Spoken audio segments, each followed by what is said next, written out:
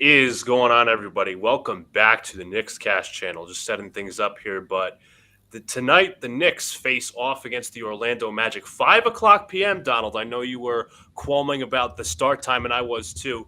It's college football weekend. We're starting a game at 5 o'clock. That's wild.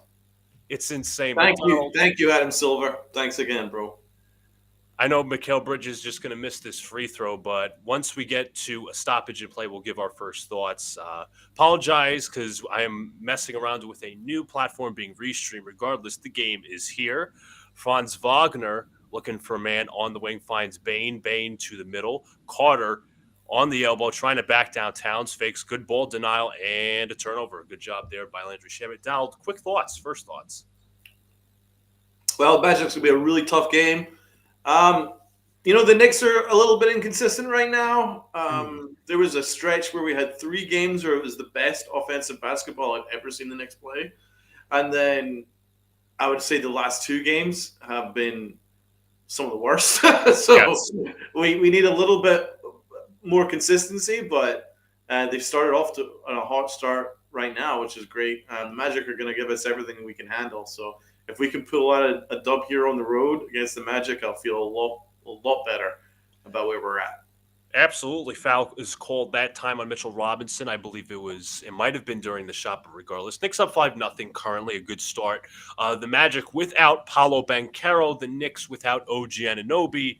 I didn't see what was going on with Deuce McBride. He was questionable heading into the game with an illness.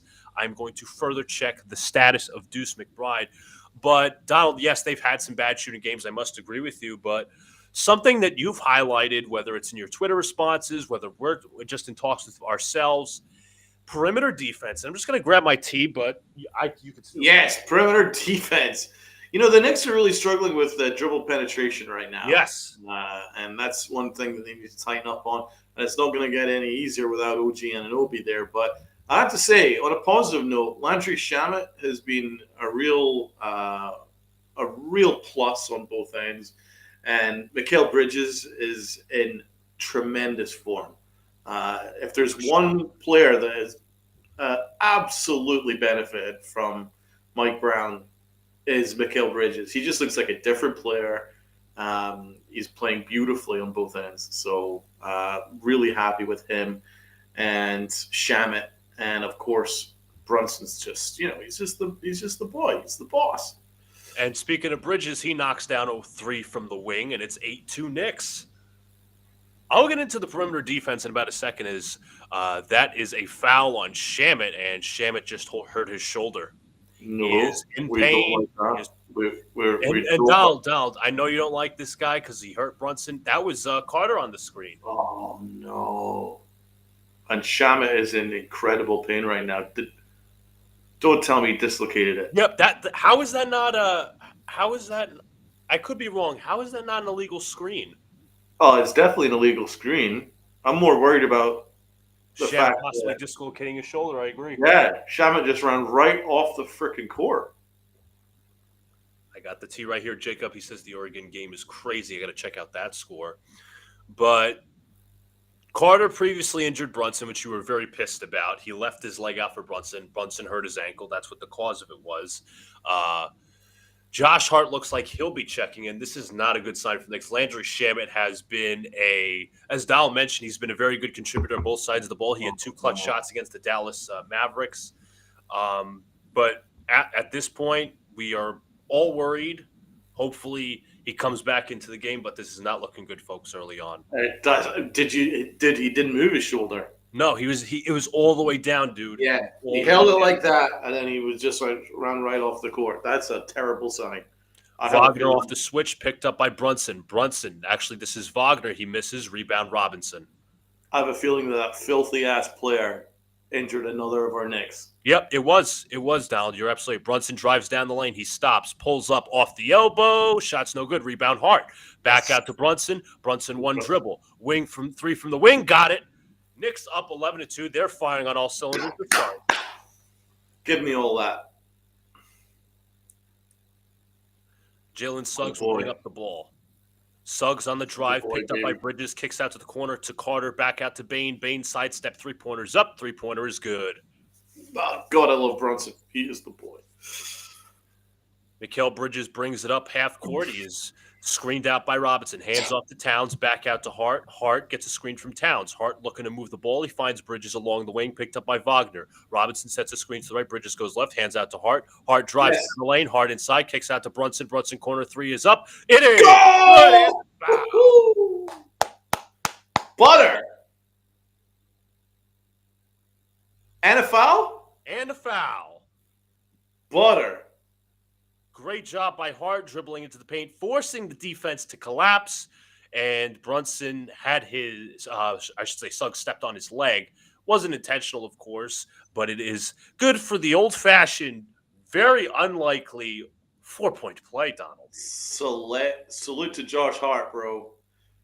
That was the definition of spray three right there. Yes. Brunson at the free throw line will knock it down. The Knicks are up 10 early. A very much the antithesis of what happened these two teams played last time, with the Magic off to a hot start and the Knicks could not get a stop defensively. Now it's the opposite. Suggs controlling the offense. Going to get driving down the lane on Robinson. He fakes. He blocked by Robinson. Great play there. Hart deflects it, but Suggs still has it. Drives baseline, and it's a turnover. Travel? I think it might have been a travel. You're right, Donald.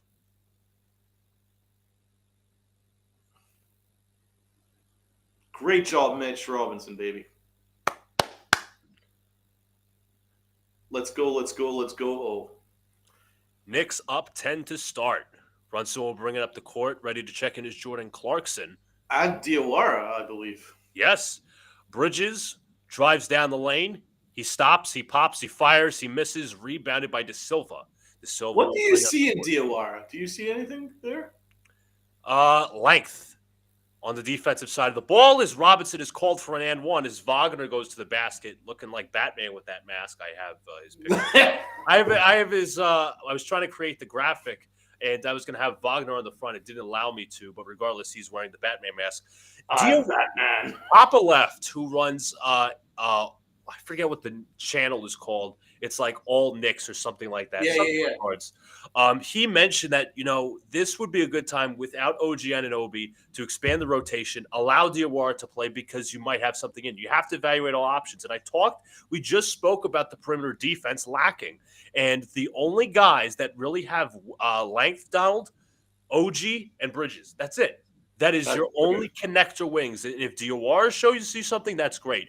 Brunson drives, Euro step inside, shots no go. Tip up is good from Diawara, but they're going to say it was on the cylinder.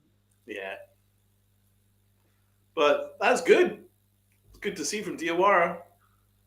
Brunson looked like he got hit on the play, but regardless, it is a no good basket because the tip in. I don't feel good about Shama.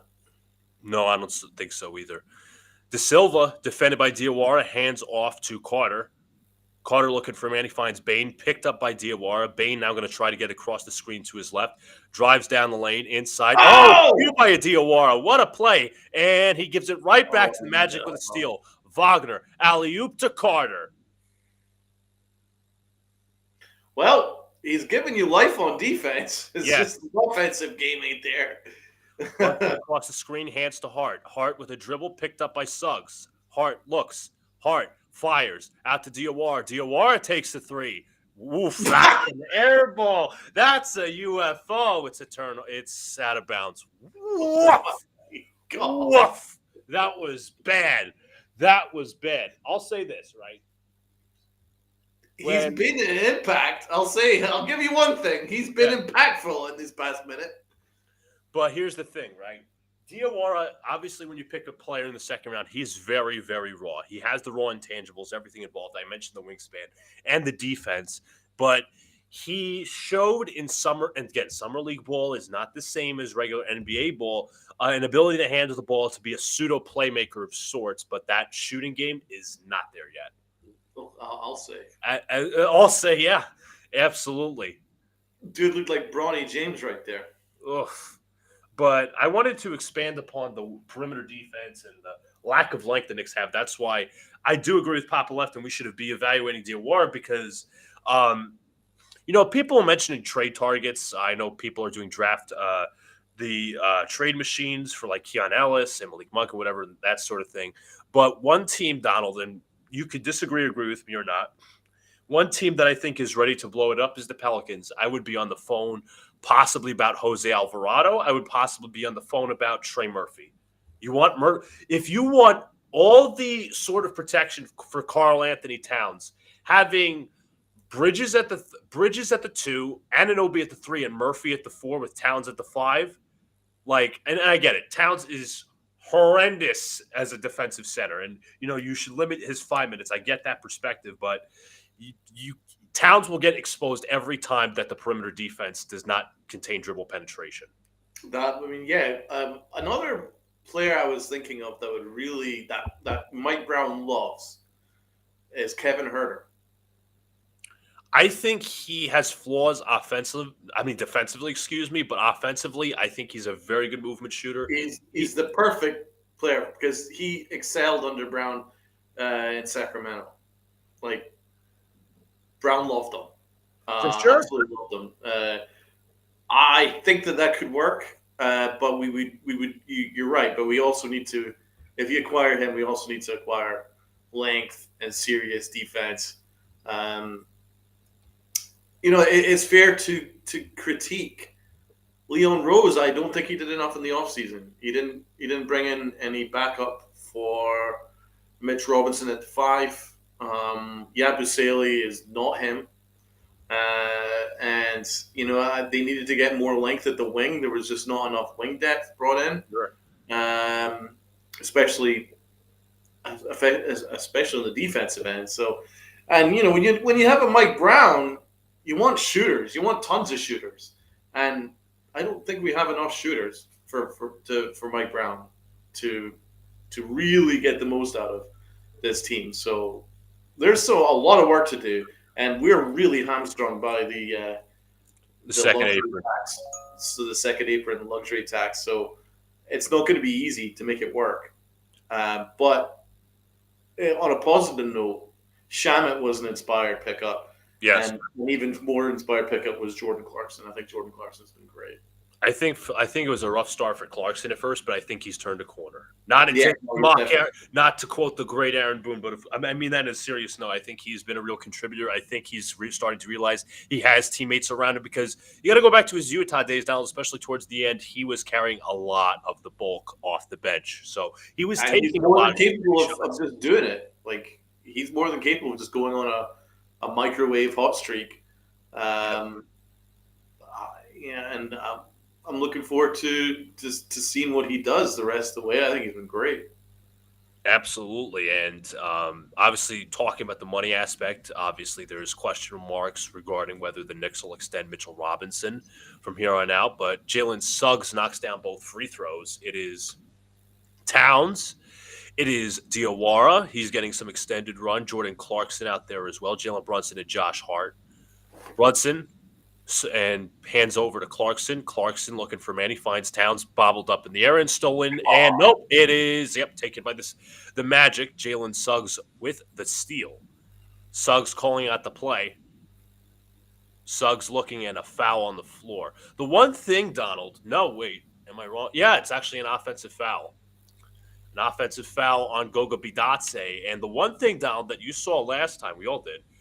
The Magic obviously pride themselves defensively. They had a sick ton of turnovers created from the Knicks. Inefficiencies, I would so to say, lack of a better term. The Knicks already have 3 turnovers? And they just turned it over again. Karl Anthony Towns and illegal. Towns has been awful lately. Awful. And it doesn't help, Donald, to be fair. I'm very objective. His three-point shooting has been... Oh, yeah. It's been a mess. Wagner brings it up half court, tightly guarded by Josh Hart. Hands off to Bitadze. Bitadze at the top of the key. He hands off to Jalen Suggs, defended by Diawara. Suggs looking for man. He finds Wagner. Wagner picked up by Hart. Wagner looks, kicks out to De Silva. De Silva driving on Diawara, stops, pops. Nice job, Diawara. Let's go. Rebound. Insane. Spin inside, and he beats Hart off the dribble. Damn it. There's the dribble penetration we're talking about. And I'll talk about the off-ball defense once we get to commercial. Towns nearly had that ball stolen. Drives down the lane. Towns floaters up. Floater is no good. Rebounded by Wagner. Come on, Towns. What's with that risque shot? Wagner pulls up, knocks down the three, and the Magic take the lead. Well, it's been a 12-0 run in the last 2 minutes and 30 seconds. This has not been great. Brunson drives down the lane, now stops, pops, looking, drives on Bidatse, pulls. Brunson looks, kicks to the corner. That's Hart. Hart looks for a handoff. Hart pulls up for three. It is no good. Rebound. Bidatse. Hart taking that shot. That is one guy I really don't want to see taking that shot. I would call a timeout. Wagner inside is fouled. I would call a timeout because you know what you're seeing right now? The Magic high ball pressure defense is starting to really stick, number one. Number two, the Knicks are playing with not one but two non-shooters, Hart and Diawara. That's going to be a problem. And yes, you want the wing defense. That's a huge problem, bro. It is. So like you saw Brunson on that possession. Nobody was guarding Diawara on that possession. The help was all in the paint. So it's like Brunson, okay, I'm going to dribble drive, but like, okay, who do I pass to? It was one of those scenarios as Wagner knocks down the first free throw. So that's a problem right now. And it's interesting because, and Donald, we talk about this all the time. Yeah. You know, the draft picks, the Knicks, how they pass up drafts. And it's not like, oh, to get on Leon Rose. Dude, they literally just pass on them. Every draft, they just piss it away. And I don't know if I feel like I'm in the minority because no one really talks about it enough. That's true. I think it's a huge miscalculation. When you are in the second apron, you need to have draft talent. You need to have quality drafts that you can make use of, develop, and they're just trading it away. They're just trading it away. I'll talk about the scenario in a sec. Jalen Duren is now going to be an all-star this year. Clarkson to Hart. Hart on the drive, spins off the glass is good from Hart. I'll talk about Duren in about a second because by the way, me and you, we're big Duren fans in the draft. Oh, for sure. That dude, as you said, that dude's going to be an all-star as the Magic will bring it up the floor. We'll talk about it in a second. I think that there's one specific offseason that I think has led to this whole chain of events, but essentially also others as well. But Bidatse hands off to Anthony Black. He drives into the paint. His shot's no good. Rebound Josh Hart. The Knicks will take it in transition. They can run with it. Hart hands to Clarkson. Clarkson off the catch. Looks and he traveled. Right. Call a timeout. A lot of unforced errers. Call a lot of timeouts. Can we call a double timeout? I want to take 10 minutes and just get these guys fucking fixed. A lot of unforced errors already from the Knicks. 5 turnovers. Shooting themselves in the foot is not going to weigh the win. Suggs hands off to Wagner. Wagner drives on Robinson. Looks, shots. Oh, he actually passed to Bidatse. Bidatse, a couple of fakes inside. Gets it off the glass on Robinson. God, that's hard to do. Brunson will bring up the floor. Brunson, double drag. Drives down the lane. Looks, double team. Now kicks out to Bridges. Bridges, one-on-one versus Suggs. Hands back to Brunson. Robinson screen Mitch. Shoot. Drives to his right. Brunson pulls. Pass to Bridges. Bridges from the wing. Got it. Mikal Bridges from downtown. That was a great high screen from Mitch. Suggs picked up by Bridges. Hands to Wagner. Wagner. Switch on to Robinson. Back out to Suggs. They're going to switch it again. Suggs drives on Bridges. Outside the arc. Outside the free throw line, knocks down the mid-range jumper.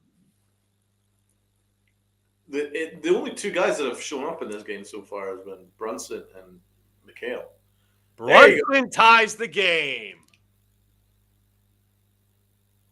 23-23. And a timeout. We are extraordinarily fortunate to be tied here. We are. And I want to talk about what you brought up, the whole Duren subject. And this was, I think, Papa Left talking or somebody else. I think it was Blames Dawn on Twitter, who's great. Even though he doesn't have a channel, he makes really good points. That 2021 offseason was costly. That 2020-2021 season was costly because Kemba, Fournier, Nerlens Noel, all those overpaid bad contracts, even though Walker was 2 years. Derrick Rose was also a part of that. So the problem was when we bring up guys like Duran, right, who's going to be an all-star this year, who we said, this guy's got talent, so. The Knicks traded Kemba and the rights to Duran just to offload the contract to get Hartenstein and Jalen Brunson, most notably Jalen Brunson. But I don't want to play hindsight, but just look, it's hard not to think, right? And I'm very anti-fallacy the predetermined outcome. But let's just play out the scenario, right? Let's just say they don't go on a spending spree in 21. They say, you know what? Let's continue to evaluate. Maybe we regress this, that, and the third. 2022, let's see what happens. 2022, you don't have a backup center yet.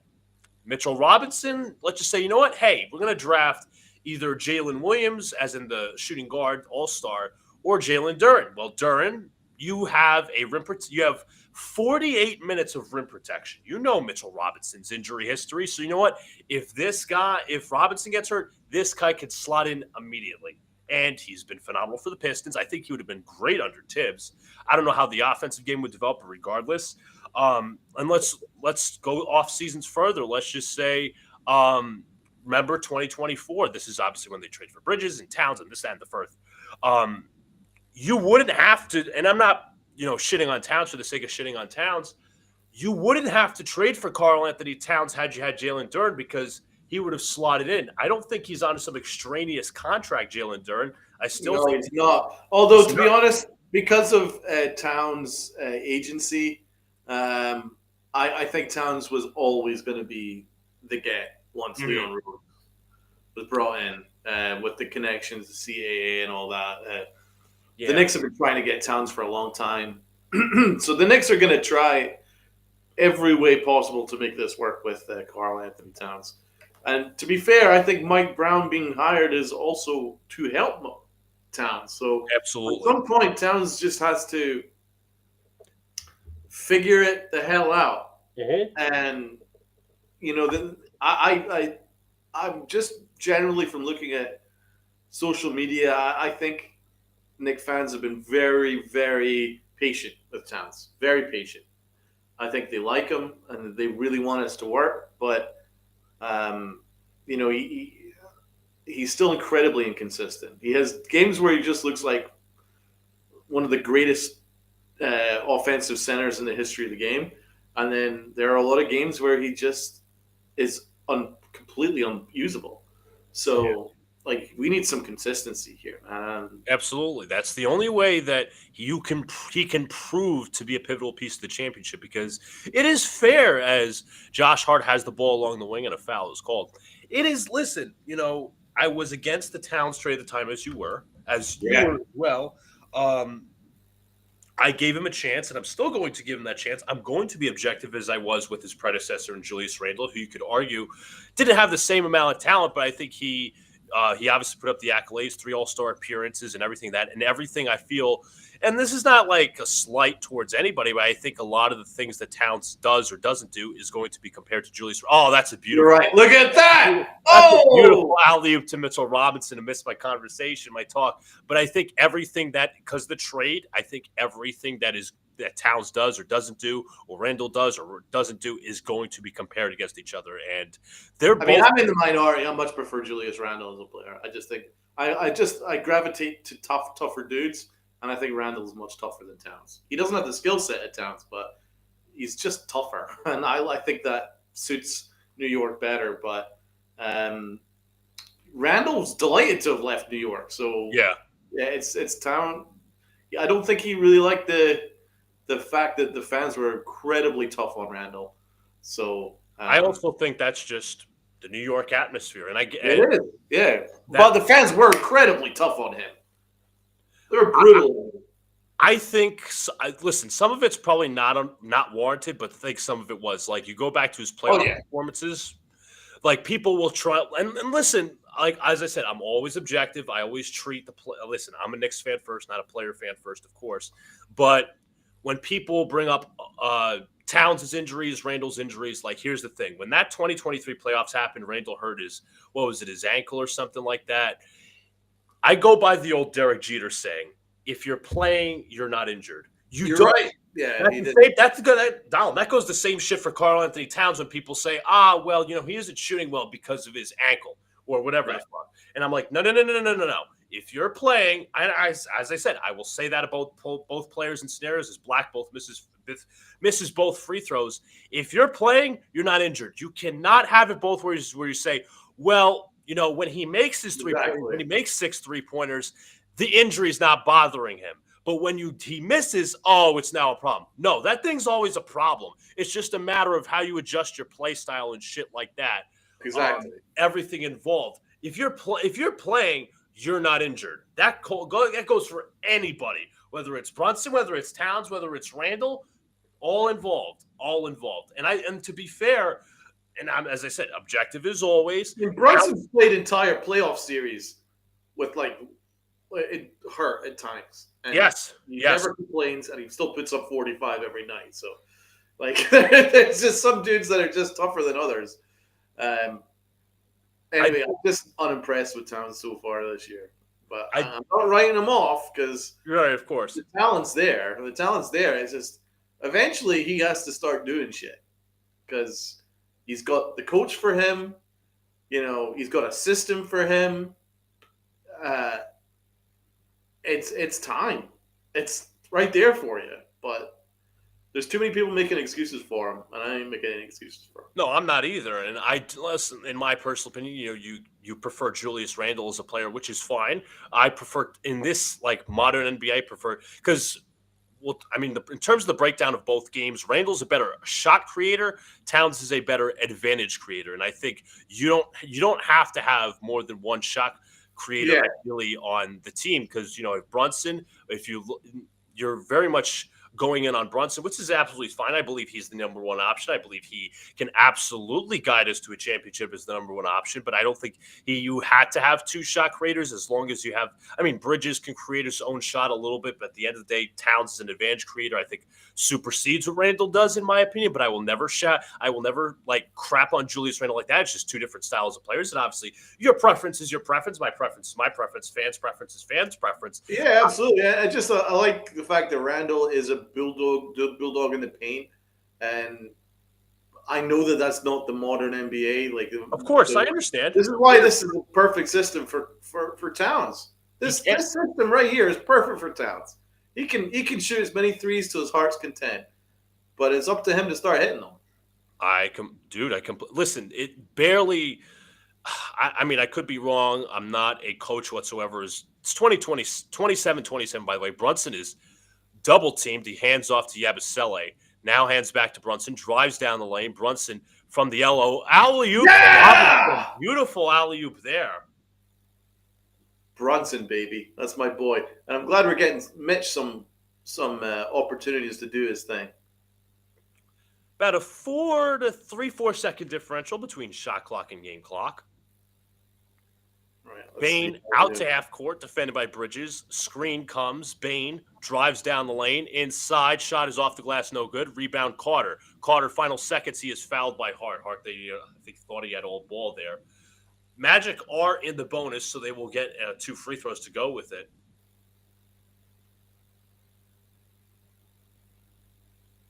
Do you want to update the scoreboard? It still has Knicks 2, Magic 0. See, this is what I was saying pregame. I'm like, I really wanted, and it should be updating along the way. It should do. It should, but that's apparently I don't have the plan for Restream that would allow me to do the score bug. At least I don't think so. I was having AI help me out with that. I mean, if I do have the plan, I'll insert it almost immediately, which I want because I not only do I want me to update it, but I also want, as I've said for a while, I want better visual representation. So you guys are not just looking at a blank screen and just an ESPN thing, which is so easy to look at just to share a screen. I'd rather make it appealing to all of you as Carter made the first free throw. It's 29-28 as we were about to exit the first quarter. Carter at the line. He misses the back iron. Tip up is good. That should never happen. And a foul. That should never happen. That should never happen. Never. You can't Desmond box Bane- out. That's not something you can do in this planet. That's not something you don't want to box out, Towns. That Hart? wasn't Towns. That was Hart. Hart. Towns was Yeah. on the other Hart, side. you don't wanna do I'm that? being realistic. I'm not trying to defend Towns, but Bane moved him. He was like, "Get out of my way," and it was legal though. It was legal. That is inexcusable. I'm sorry. I'll say that for any player. That is downright inexcusable. Disgusting. That's absolutely shameful for somebody. And again, I don't want to rag on him, but this is the facts. For somebody who prides themselves on that was a bad pass from Yabusele. Luckily, it was out of bounds. Woof, woof, woof, woof, like a dog. Bane is like not much taller than you, bro. Come on. Final seconds trying to get it in. They do. Clarkson, he's going to have to put up some heave, and he misses. Awful coaching is going to have some field day with some of the things. If they lose today, he will do a video, and I will be tuning into it because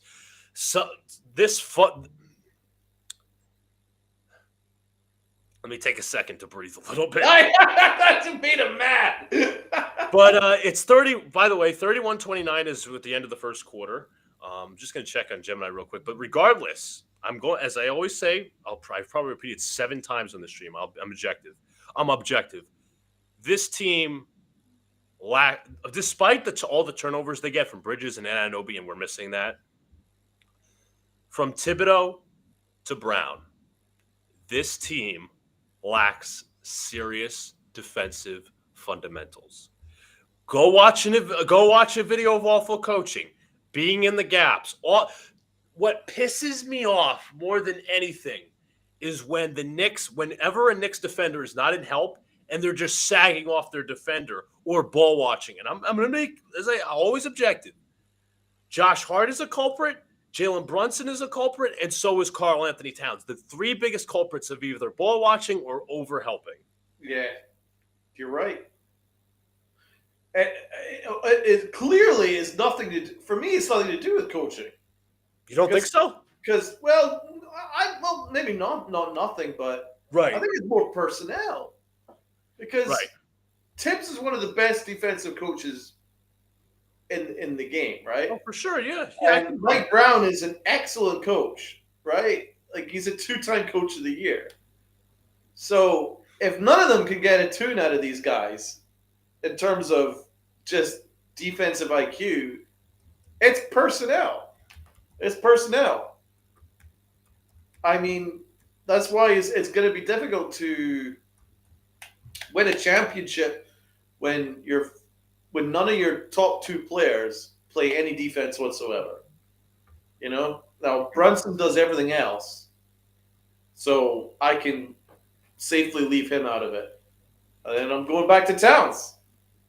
It all comes down to him at the end of the day. He's a co-star. He got to play some defense, and he's just got it, and he ain't doing it. Here we go, Donald. The FanDuel Live odds update. There we go. With fucking betting. I shouldn't even be swearing as much because I'm professional now. Oh, Tyler Kolek's into the game. That's an interesting development. Tyus Jones hands off to Bane, and he knocks down the 3 as Yabusele could not get across the screen. Ball screen defense also sucks with the Knicks. Kolek across the screen looking for a man. He finds Yabusele. Yabusele looks, he hands to Towns. Towns nearly lost it, picked up by Carter. Towns backing him down. Help defense comes from Jones. Backing him down, he turns, he fires, and he misses. Rebound Isaac. What has happened to Towns, bro? Tyus Jones pulls up and misses the 3. Rebound Bridges. Go on, Clarkson. Clarkson has it. Oh, no, he just kicked it. And he kicks it, still has it. A little very loose dribble. Well, you can't kick it. If you kick it, you're not allowed to have it. Clarkson drives and a foul on the floor. Did the refs miss that? Yeah, I think they did. Because they called it on Hart last game when he caught the ball with his freaking feet. And they said, nah, you can't do that. But they missed the They missed. Listen, benefit of the doubt we get, but regardless, the Knicks will have to inbound. Offense does not look smooth right now as he hands off to Karl Anthony Towns. He takes a three, and that's miss. Rebounded by That's a the terrible Magic. shot. It's a terrible shot. Black defended by Yabusele. Couple of dribbles, drives into the lane inside, and there was no help defense to be found. He essentially gave him the Olay defense. It is 36-29. This game starts to spiral. Dude, you need Brunson back on the court. Towns has it. Why?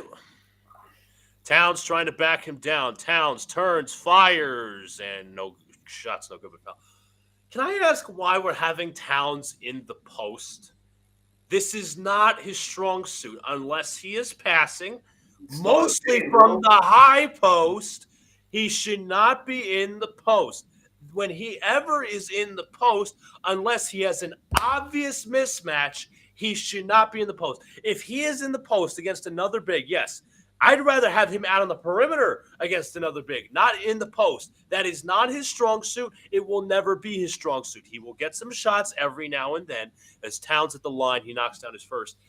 That should not be happening. It should be him at the top of the key or at the elbow. That's it. You want to hand off to Kolek off ball, fine. But that's a problem because I'm sorry, I know he's your good buddy, you're one of your favorite players. Very east-west offense we're going with right now with Tyler Kolek.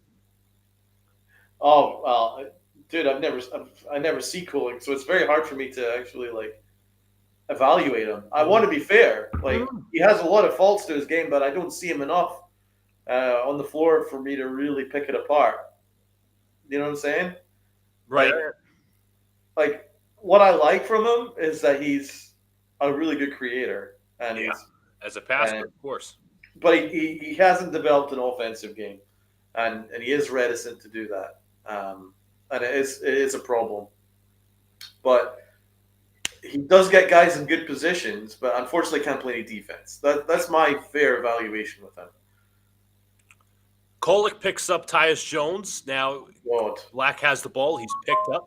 And this is inside. And what was that? That wasn't even on Towns that time. Diawara just missed his man as Isaac was able to cut to the basket on the path of least resistance. Kolek hands to Diawara. Diawara hands off to Clarkson. Clarkson takes a three. That's good. Jordan Clarkson from downtown. And the Knicks are now only down 5. The Knicks are hitting their three-pointers, man. They're 6 of 13. Offensive foul called on Isaac. It's keeping them in this game. Even though they've played objectively horrible basketball, they're getting their threes. You're absolutely right. And they've played very porous, in the words of Clyde Frazier, porous defense. Kolek will bring up the ball against Towns. Towns drives down the lane. Towns inside, couple of fakes, 5 different fakes. Inside off the glass is good. Why does he have to do this? I don't know. Finally got it. Oh, Diawara, come on, man. He just gave him the lane. They let him get to the elbow, and that was free from there. Path of least resistance there for Anthony Black. Come on, Diawara, you got the size advantage on him. You could have done something there. Clarkson across the screen. Towns. Towns a couple of fakes. Towns is stripped to the ball, stolen. Another unforced error by the Knicks inside to Black. Inside. Shots no good. Rebound Diawara. Knicks can push in transition. They're only down 5. Clarkson slows it down. Clarkson, couple of dribbles. Drives. Diawara wide open for 3. No. Rebound. Kolek tip up. Bridges trying to keep it, but he cannot. Good Lord. Did you see how, Donald, truth be told, did you see how they guarded Diawara? Did you see how far Anthony Black was playing off of him? They don't respect this game. He could not. Neither do I. I really don't know what the scouts are seeing in this guy. Bain, picked up by Bridges. Bain pulls, hands to De Silva, picked up by Clarkson. Drives down the lane. Inside, floaters up. It is good as it bounces in. I'm curious, where is the help defense? It's just kind of like they're isolating their man. It's like, okay, if you don't beat him, or if you don't penetrate, have him stop penetrating, we're screwed. Bridges pull up from the elbow, and the foul was called on the floor. I'm not seeing, Donald, I don't know if it's me, I'm not seeing guys get into help. I'm not seeing dribbles being picked up. That's just me. Yeah, no, it is on. This is on coaching. This definitely is on coaching. Where's the help? Who's saying help side, help side? Who's picking up the dribble? Do they know where their help is? Towns picked up by Isaac. Towns looking Nice rich. pass. Towns, Clarkson, dunk. Good job there. Where did they find Diawara, bro? France. France. That's all I can say. France. That's all I can say. That says it all. Jones hands to Bain. Bain drives down the lane inside and passes out of bounds. It'll be magic ball. But I'm curious, right? They saw Diawara playing soccer goalie, and they were like, "You're huge. Do you want to play basketball?"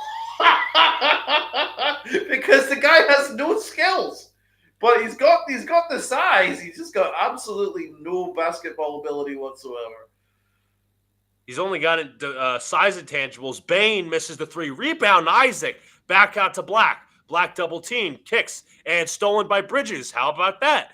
Bridges in transition. Feeds to Clarkson. Good. Clarkson for three. Bang! Jordan Clarkson from downtown. I should have said splash there, but regardless, it's a 2-point game. Look at Diawara get turned around and it's a foul. Did you see Diawara do a 360? Yeah, I did. Honestly, I'd love to see him off this court. Dude, I'm going to be honest. I was about to say what you were saying. Take him off the court. Honestly, if you're throwing in a wing, and I know he's probably undercooked like a steak, throw Dottie in there. Dottie. Yeah, Dottie. I think Dottie. I said Dottie is NBA ready, man. At least he could shoot. At least he could shoot. I think Dottie is more NBA ready. I think he's had a year under his belt. But this is the kind of stuff what I'm talking about. Sounds negative, but Leon Rose really has to start taking the draft seriously. And I've been saying it for 2 years, and he's still not listened to me. But I'm hoping that he does. I mean, it's Bain in the middle, pulls up off the jumper. That's beautiful pass. Look at Kolek, football pass. Bridges. Football pass, baby. Great job there. Timeout. That's my point guard. Let's go, Kolek. The Kolek Hive. I am. I'm like I'm one of the few people in the Kolek Hive. Give me that Kolek, baby. Kolek with the football pass down court. Bridges with the open lay. It's 42-42. Let's go. Kolek Hive. Stand up. Let's see. I love pass first point guards, man. He's old school. It's a very lost art. It's a very lost type. It's a very rare type of player. He's an old school type throwback dude where it's just like the only thing he does, like if it's on NBA 2K, it would be 99 for passing. Everything else is in like the 70s, but passing 99 out of 100. Like his passing. Yeah. He's a beautiful passer of the basketball.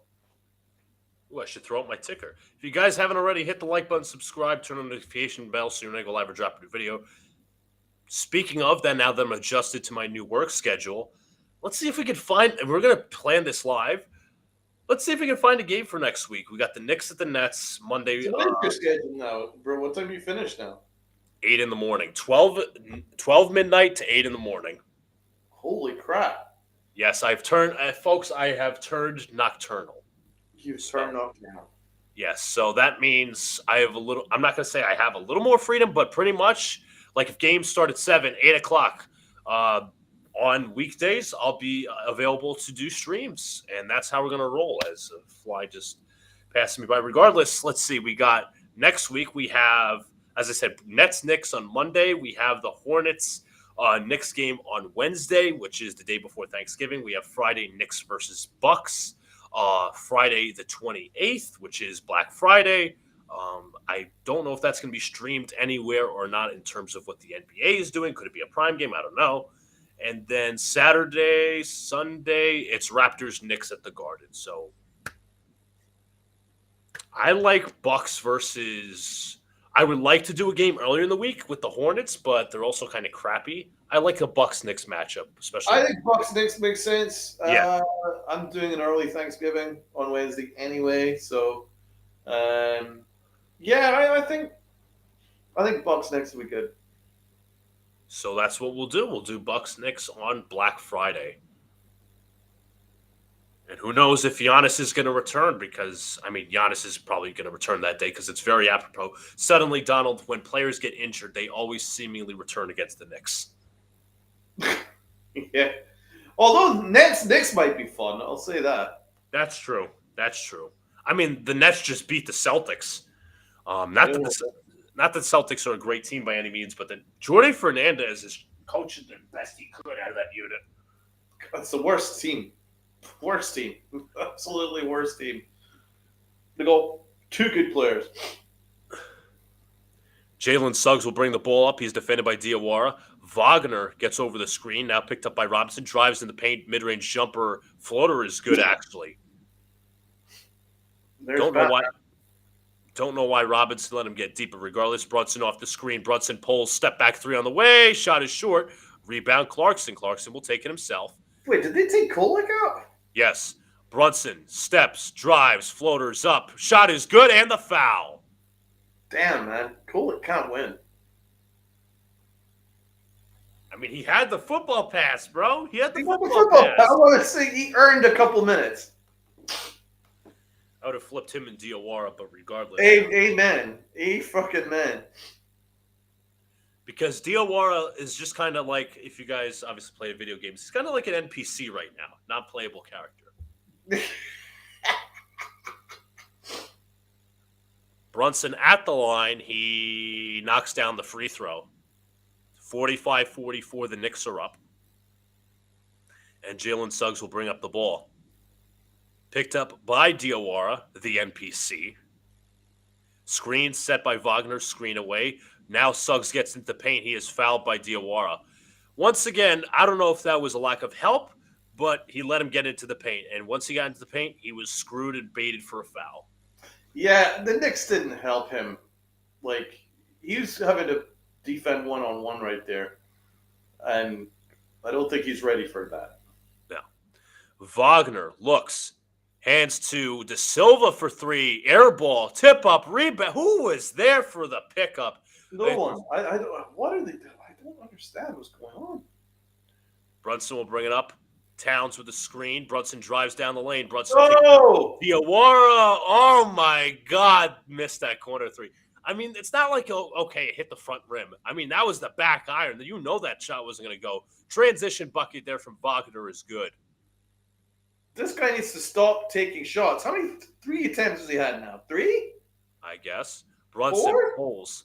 Defended by Bidatse. Looking for a switch. He hands off to Clarkson. Clarkson back to Brunson. Brunson picked up by Bidatse. Brunson drives down the lane. Gets the floater to go. He does. It's not going to help spacing with this. No. Him being out there doesn't help spacing. Wagner is fouled by Robinson. You might as well just put me out there, man. I'll try to shoot corner threes. He's had 3 attempts. 1 hit the back iron. The other 2 are air balls. I can promise you I could do that for free. And he's getting paid for that shit. Yeah. Donald, we have Batman going to the free throw line for 2. Wagner, his first free throw is good. Josh Hart and Mikal Bridges. Sure I could hit at least the front rim. Yeah, at least. Does this guy work with a shooting? You know what? Let's just call it what it is. He should be in the G League. Let's call it what it is. He should be in the G League. What the fuck anybody would do with him in the G League? Send him to the F League. Fucking France. Send him back to France. As Yabusele checks in. Please tell me Diawara's out, please. I think he has to be out. They just subbed in Bridges and Hart. And Yabusele, he has to be out. Mo Wagner, his brother, looking on. Yabusele has an enormous ass. Like that. His nickname should be Big Dumper, not the fucking Mariners guy. Not Cal Raleigh. Not Cal Raleigh. Yabusele has got an enormous ass. Hart to the basket inside. Layup is good. Good job by Hart getting in transition that time. He's got an ass like Aunt Jemima. Bidatse tips in, no good. Rebound taken by Bidatse. Let's go. Clarkson in transition. Looks. Drives down the lane. Floater is up. It is good. Let's go. We're up by 1. This ragtag bunch. We're winning despite our own incompetence. I know. We're just playing ourselves at this point.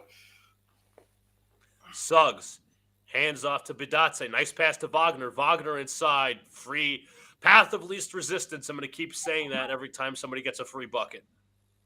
Brunson off to the right of the screen, hands to Hart. Hart dribble hand off to Bridges. Bridges picked up by Wagner, hands back to Brunson, picked up by Suggs. Now picked up by Bidatse off the screen. Brunson looks. Brunson spins, drives into the middle. Brunson backing him down. Brunson in turns, fires, scores. Mid-range jumper is so pure. 21 points already. Suggs. Wagner sidesteps. Three-pointer is no good. Rebounded by Clarkson. He loses it out of bounds. And no foul is called. So it will be Magic basketball. Dude, it's the Brunson show. 21 of our 53 points is from Brunson himself. I doubt we have. I mean, I could be wrong on this, Donald. I doubt we have that many assists. No. Could be wrong. Could be wrong. We've had a couple. Brunson's had a couple. Towns had one. And Kolek had one that I can think of top of my head. And Hart had a really good spray 3 assist. And he just throws it to the other team, Bridges, with the interception. And he'll bring up the floor. Bridges looked like he was hacked. Didn't call a foul, but is regardless, I believe, Knicks ball. Looks the high ball pressure defense is starting to set in. Bridges drives to the basket, looks, finds Clarkson for 3. Shots no good. Tip up, rebounded by Bidatse. Suggs in transition. Defended by Clarkson. Hands off to Bain. Bain drives, kicks out to Suggs. Suggs drives. Floater, no. Rebound, Bridges. Football pass to Clarkson. Can he outrun it? He passes it. It was out of bounds. A little too far ahead. Okay.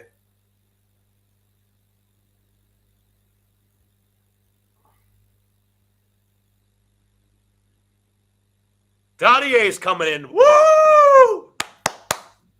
There we go. Now we're giving the young guys some playing time. I hope so.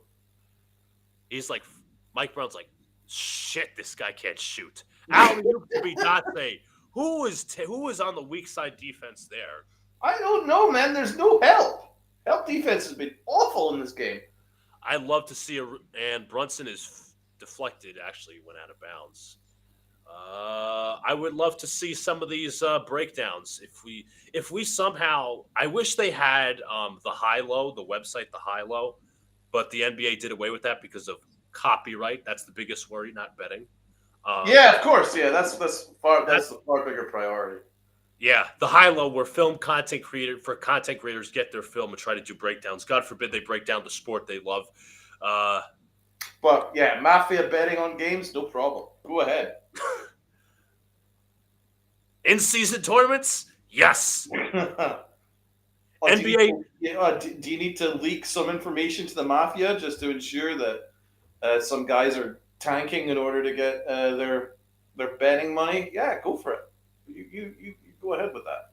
Absolutely ridiculous. Chauncey Billups, fucking head coach of the Portland Trailblazers, running illegal betting rings? Yeah, no problem. But you can't have a content creator fucking talking about NBA fucking videos. No, you can't have that. That needs to be snapped at. And they say every time when they do their videos, copyright, Fair Use Act, whatever. Nah, that's not a big worry. I mean, we were talking about in messages, Donald, what the NBA's real issues and what they choose to prioritize. Let's have NBA teams play European and other teams for playoffs. We're going to play in Europe. We're going to play in fucking Europe. So stupid. And we some interesting. Notice the NBA Finals. You know the graphics on the court? There was no one graphic to indicate that it was the NBA Finals. There was betting things. There was like Bet365 commercials and adverts all over the freaking court. But there was not anything to say it was the NBA Finals. But they're changing it for this year because of fan complaints.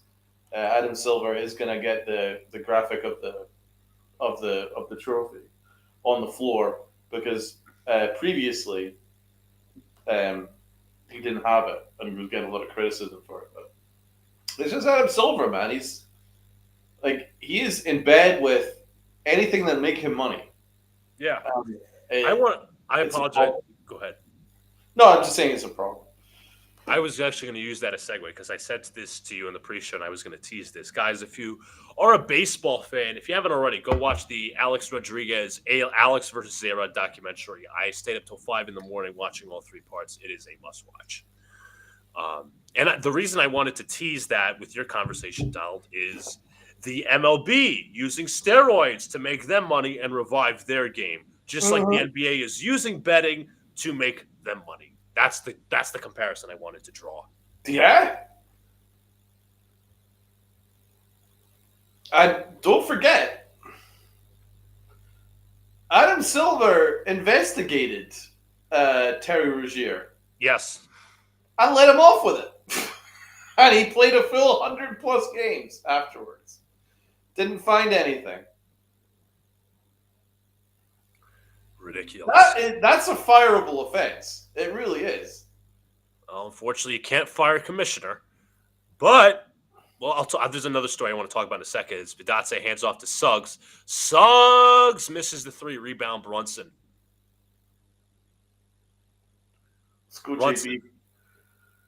screened out by Towns. Brunson pulls, three-pointer, no good. Rebound Bridges. Bridges inside, looks, retreats, picked up by Bain. Back out to Towns, back out to Clarkson. Sidesteps, drives down the lane. Looks, Clarkson, back out to Bridges, wide open for three, puts it in. Mikal Bridges from the wing once again.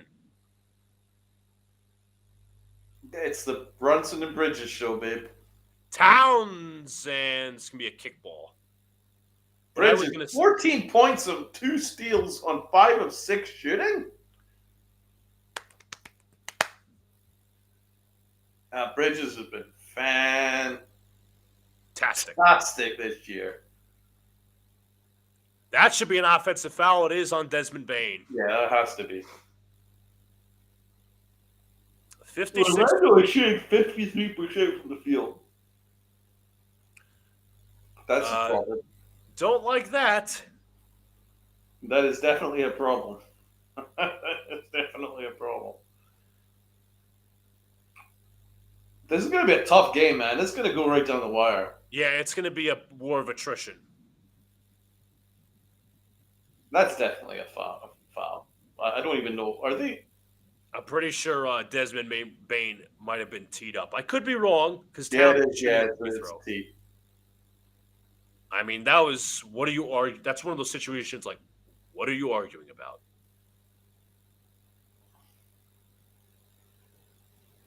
It's interesting that Towns took the tech. I mean, him or Brunson, I would prefer because they're both some of the best. It's just normally you give it to the guy who's like, oh, a beautiful pass. Oh yeah, let's go. There to Brunson. Towns on the, as I said, from the elbow. Bain pulls up for three. Miss. Rebound taken by Towns. Knicks looking to push in transition. Here comes Clarkson. Clarkson picked up by De Silva. Dribbles. Looks. Finds Yabusele under the basket. Gets the floater to go. Great job, Clarkson, man. No one saw that pass coming. Wagner to Bidatse. Top of the key. Looks. Hands to Bain, drives down the lane, inside, and blocking foul on Brunson. The Knicks are doing well offensively, man, especially with the Shamet injury. Yeah, they're kind of scrambling. And credit to Mike Brown here, man. He's trying anything to get this to work because obviously we're really short on wings with OG out, and now with the Shamet out, he's scrambling and he's just trying to find any combo that can just keep us afloat and allow Bridges and Brunson to cook, and he's done it so far because we're up. So, although like there's so many issues with like help defense and stuff, yeah, like I agree. The offense has been great. I've been very, very impressed with it.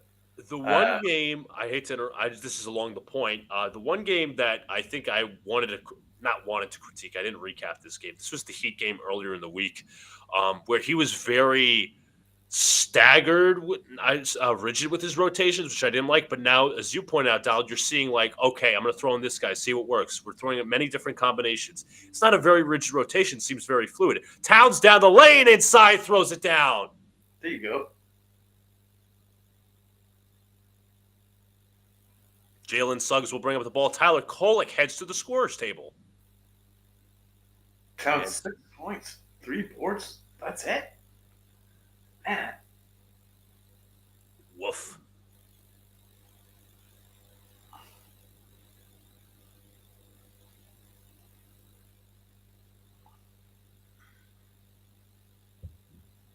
So foul on there. It looks like either Brunson or another guard will sub out with Tyler Kolek ready to come in.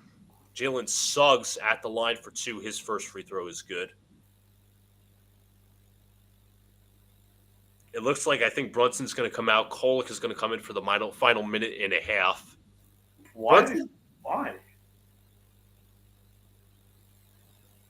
I don't know. When you want your best player to close out the half? Playing devil's advocate could be arresting, but also Brunson is cooking, so it's like you want to manage that. You want to view both perspectives. But if the Knicks go like down a little bit, yeah, I would be like, why the hell did you do that? Kolek calling out the play, drives down the lane, couple of spins. Kolek post move, got it. Hey! The fall-away jumper as the Knicks are up by 7. Kolek defends Suggs. Hands to Bidate. Hands to Bane. Bane on the drive. Kicks out to the corner. Suggs for 3. That's good. I'm going to blame Yabu on that one because he was not at help. Clarkson had to come from the weak side, which caused the rotation. So Yabu.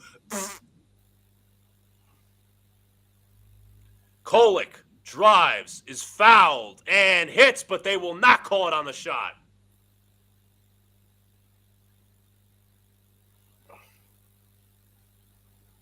Gotta challenge that. I don't think you can. I do not think you can. I'm loving. I think Rick Brunson's been coaching him, man. You can see he's really active now. That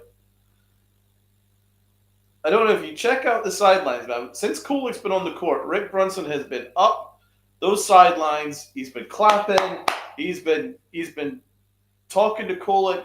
I think that he's like taking him under his wing a little bit. That's my. I love that. I've got no inside information on that, but it's just it's a visual observation. I love that because a lot of us suspected, like, what does Rick Brunson do in terms of last year? But like, fine, if he's taking Kolek under his wing and say, hey, you got to do this, do that, so be it. That's fine. Yeah, well, to be honest, man, Rick Brunson coached Jalen beautifully. So, like, he coached his son fantastically. Franz Wagner brings up the floor off the missed free throw. Screen set. They do a switch. Wagner looks, finds Suggs. Suggs misses. Rebound, Bidate. Hands out to Wagner. Wagner, corner 3. That's good. Right. No. That's what I was worried about.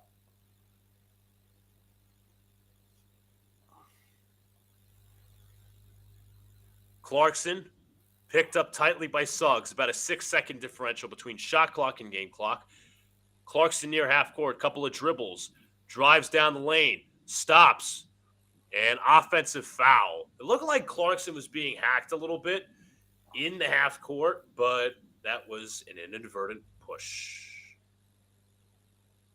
My question is, if you wanted to sub out someone, and this is not hindsight, I mentioned it at the time, not specifically Yabusele because he really wasn't doing anything. If you wanted to go with Kolek and maybe introduce some 3-guard look in terms of experimentation, yeah, just a thought. No, I mean, listen. I said at the time, I thought taking out Brunson was the stupidest decision, and it's proven that way. We were up comfortably. Take him out, and now it's only a 1-score game. That's kind of like over fiddling. if that's ever a word. We just we could have. It's all psychological, man. Now Huck Porty's going to come in for some final rim protection for the last 10 seconds. That would be interesting. We'll see how this possession ends. Wagner brings up the floor. The Knicks are going to switch the screen. They're going to run a couple of screens. Wagner inside. Shot's no good. Final seconds. Bridges gets it off in time. Air ball. But the end of the half, 66-64. Donald, I must say, we've played well mostly offensively. We'll obviously talk about it, but we are kind of lucky to be up 2 points. I'll say so. I will say so. They've battled. There's been a lot of positives, and a lot of negatives too. There's a little bit. It's hard to critique because Shamet's injury has led to a lot of scrambling, and we're really trying to find any kind of combination that works right now. We're really light on wings, and if Shamet is out, let's look beyond this game. If Shamet is out for a while with a dislocated shoulder or whatever it is, what are we going to do? Yes. What are we going to do? Is there free agents that we can look at, or is there anything anyone in the G League? Is I'm really worried here because I can't have DOR on the court. No, he's not ready, dude. He's not ready. I'm hoping that Dadier is something. I hope so too. I absolutely hope so too. But he's more of an offensive presence now. You saw the way that they were guarding DOR. They're like, who the hell is this kid? Just going to leave him alone. Clarkson, you're not going to get a lane to drive because the defense obviously does not respect DOR. And it's I know that he had size, and his size was making some shots awkward. But whenever the ball was in his hands, that dude looked like he'd never seen a basketball in his life. And I don't know if you can survive like that. I know that Kolek is small and he's only a 1, but I would go 3-guard looks if this is what my alternative is. DOR being like a lamppost, or Kolek that can actually legitimately add something to your offense. I don't understand why Kolek gets ignored so much. He doesn't look bad whenever I see him. There must be something going on in practice because whenever I see him on the court, I'm like, this guy can pass and he can shoot a little bit, and I don't know. I think also as well. Listen, maybe I'm biased. Yeah, and my objective opinion is on Kolek. I think he is a very rare breed in today's NBA, very pass-first point guard. He's sometimes a little too unselfish, but sometimes the offense can go very east-west. He does have a passing ability. He does have the basketball IQ. He knows how to put guys in positions. We saw a little bit of that. We've seen that before. It's not like something unforeseen, but you might have to use him. In the current situation that the Knicks do not have a backup point guard, you might tease them a little bit. And that just shows you, in my opinion, that the Brogdon in the retirement was a bit of a bummer to this Knicks squad. Clarkson, the great thing is this is not like a very age-old offense where it's we have to have specifically one ball handler. You have many guys who could do it. You have Clarkson, you have Hart. You have those types of guys. But at the end of the day, you need somebody who takes control. You need somebody who takes control of the offense. I think Clarkson has had some nice passing moments. You're obviously seeing that right now. But do I value more as a shooting guard or as a point guard? I say a shooting guard more so than a point guard. I don't think he's done terribly. I think he's played very well, especially the last couple of games, and I think he's been very impressive. I think he's calmed down with the bad shooting, or I should say bad shot selection. But at the end of the day, are you looking at the market for a starting point guard? That's why I brought up Alvarado. Alvarado might not shoot the ball as well as Deuce McBride. He's on a very low contract, but he is a playmaker and he's a pest defensively. It also adds that he is a New York native. Just a little as a put it. But Alvarado and Murphy are two of my targets because that Pelicans team's going to blow it up sometime soon. I don't know when, but it will be soon. So that's how I feel. But regardless, we'll get into the halftime stats. Team stats will go to individuals, but Donald, if you have any feedback off of that, I'll let you have Well, the I mean, I'm looking at X to see if we have any update regarding Shamit. Mm-hmm.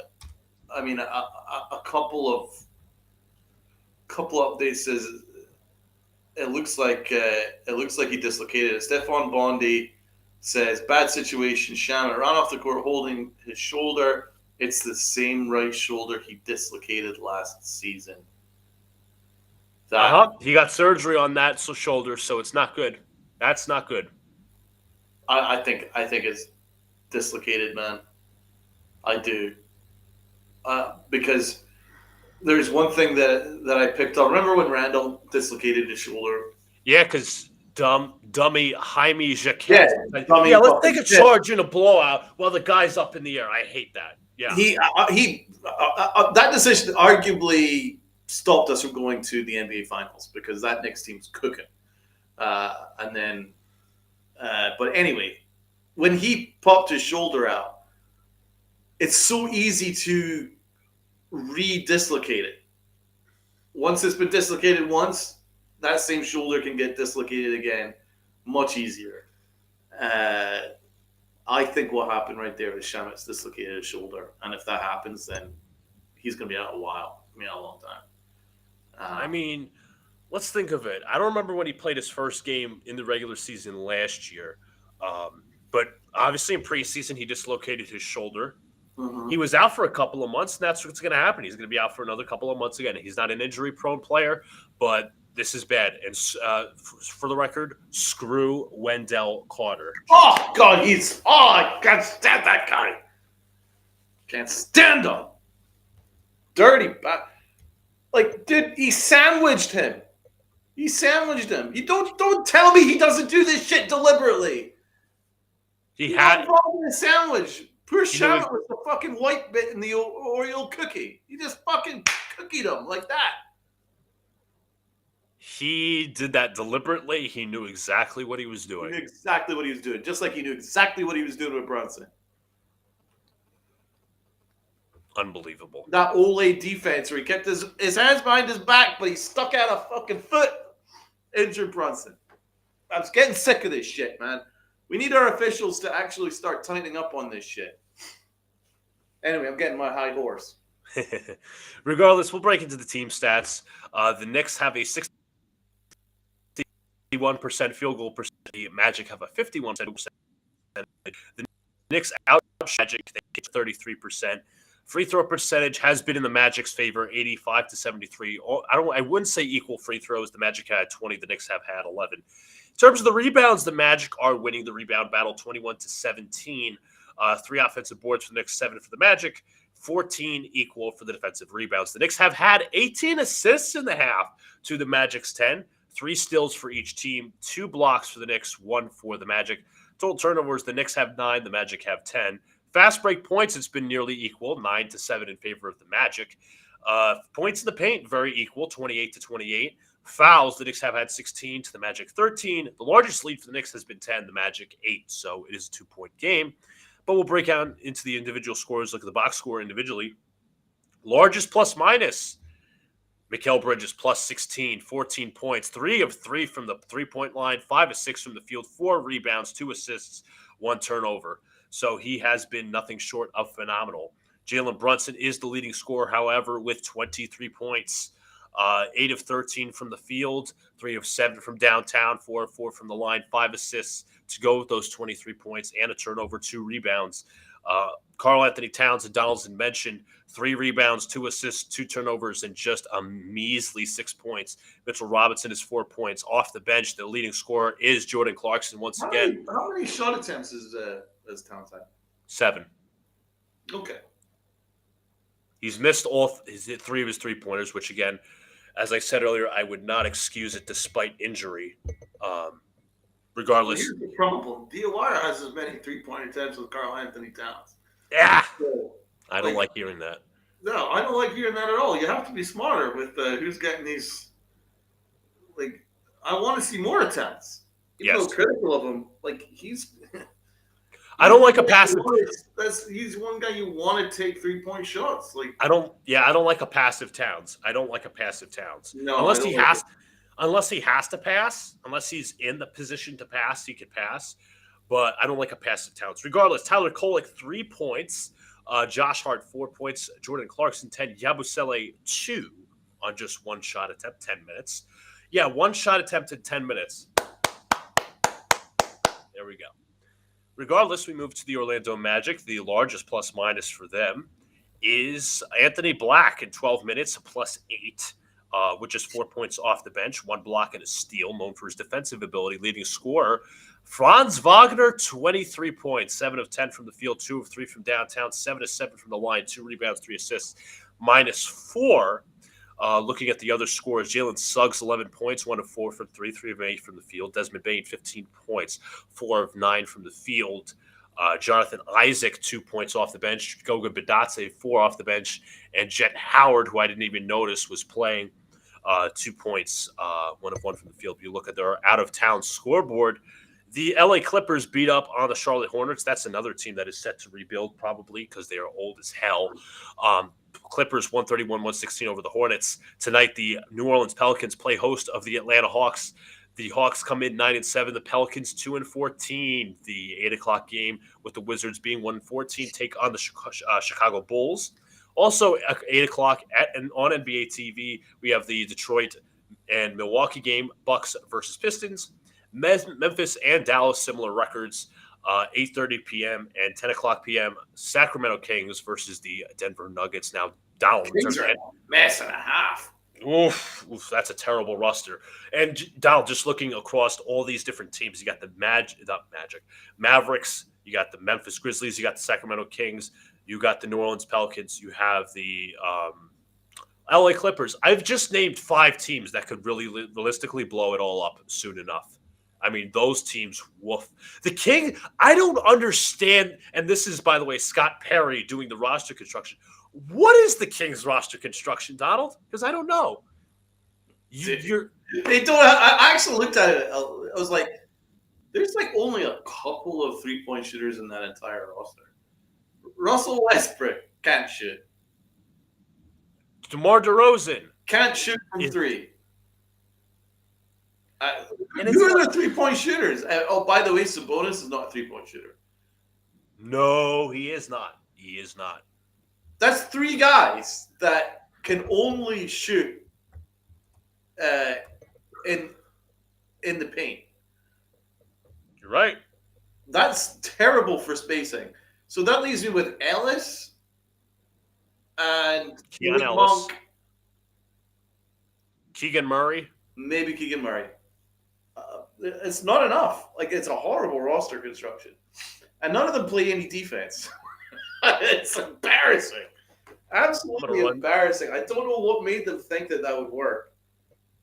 I'm going to run down this roster. I'm going to take a look at this because... But the talent is there. Like, I like Schroeder. I love the bonus. But he's just not a 3-point shooter. Like, the talent is there. Westbrook's a Hall of Famer. But... at this stage in his career, he should not be starting. No. So let's round out the lineups. Their starting lineup is Westbrook, Levine, DeRozan, Murray, and Drew Eubanks at center. Drew Eubanks so bad. He stinks. So ass. Their bench unit as follows. Dennis Schroeder, Malik Monk, Keon Ellis, Maxime Reynaud, and former Knick, Precious Achiuwa. Ellis is the guy that Brunson sent to the bodega. Yes. I remember that. I do. I do. That's still my favorite clip of all time, bro. But Keon Ellis is one hell of a shooter, and he's one hell of a defender. If the Knicks... The problem is he is a shooting guard. He's 6'6". If he was a little taller, I'd be like, let's get on this. I still think we should just pillage the Kings. Like, they've got some talent that you could stick off that play off the bench, and I would have Ellis for sure. Again, guys, before we get to the start of the half, if you guys haven't already, hit the like button, subscribe, turn on the notification bell so when I go live or drop a new video. Looks like Jordan Clarkson will be coming in for Landry Shamet since obviously Shamet is hurt. Clarkson will start out with the starting lineup. Clarkson's played a very good game, of course, but that means the rest of the bench has to pick it up. Well, one thing I'm concerned about is Wendell Carter. Is there anybody else he's going to fucking injure? Ugh, good God.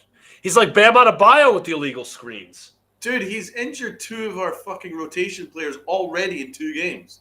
Like, how many more is he, like, who else is on his agenda? Dude, he's like a fucking linebacker. Yes. Dude, he's 270 pounds. He's trying to Ray Lewis everybody. Yes!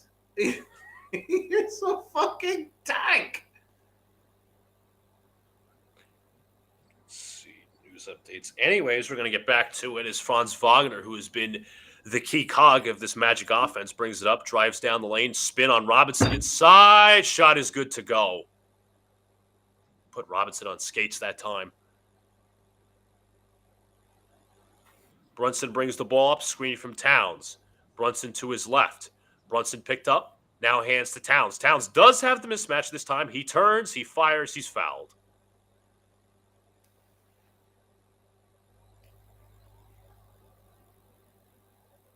So how are the winners looking in Tennessee? The winners, Donald, no joke. Well, obviously we haven't hit winter yet. Today was almost 80 degrees. Oh, fuck. Dude, it's -3 over here. Oh, my God. I'm fucking miserable.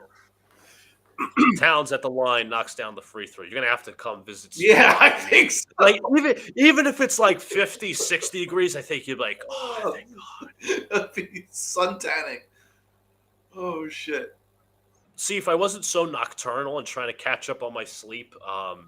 I'm nocturnal as well, bro. I'm just living in darkness. I go to bed at night and I wake up in darkness.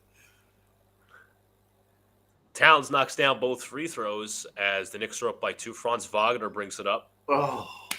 Wagner switch. They hand off to Silva, picked up by Brunson. Looking, hands to Wagner. Wagner pulls up for 3, knocks it down. Why is Mitchell Robinson playing like so far? He's giving up so much room. That's weird. I'm confused. Very confused. Brunson nice off the screen from Towns. Brunson looks, finds to Clarkson. Clarkson to Bridges. Bridges off the wing. Looks. Bridges stops. Fires to Clarkson. Back to Bridges. Bridges down the lane. Inside off the glass is good. Jordan Clarkson is a very nice passer. His underrated aspect of his game. He can pass. Excuse me. Bain kicks out to Wagner. To De Silva. De Silva with a dribble. Floater. No good. Rebound Brunson. Brunson pulls. Mid-range. No good. Rebound. Clarkson nearly took it away, but Wagner has it. Now hands to Suggs. Suggs picked up by Bridges. Hands to Wagner. Wagner again from 3. Shots no good. Rebound Towns. Better contest that time for Mitchell Robinson. Bridges down the lane. Stops. Pops. Fires. And no good. Rebound Robinson. Tipped. Now looks. Throws a football pass to Brunson. Back to Clarkson. Clarkson for 3. Yes! Jordan Clarkson from downtown. Bain to De Silva, back to Suggs. Looking. Backing him down. He turns. He fires. He's not fouled, but he gets to the basket and scores. Brunson. To the right of the Towns screen. Brunson, little loose dribble, hands to Towns. Towns fakes, drives to the basket. Towns is fouled by Wagner. I'll say. Donald, you pointed it out last year. When it's like he moves side to side when he's dribbling. It is so awkward. It's like he's a weeble wobble. It's so funny. I mean, he's got the strength to go to the basket, but like It's never smooth. Never, never, never. Towns at the line knocks down the first free throw. He is so weird in the paint. It's very funny.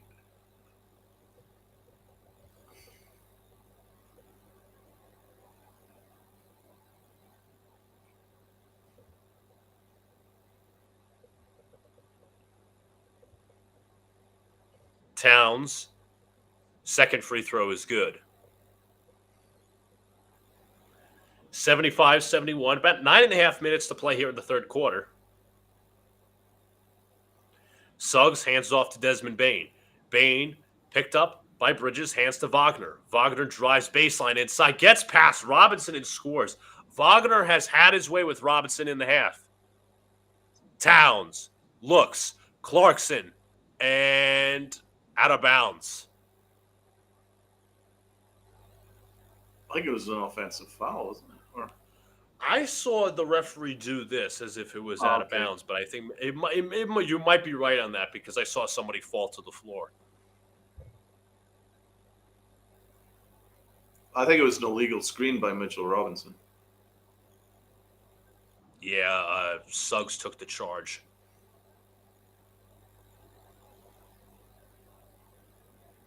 They're just going to wipe up the floor a little bit. Not a good segment there from Mitchell Robinson on both ends. No, don't like that.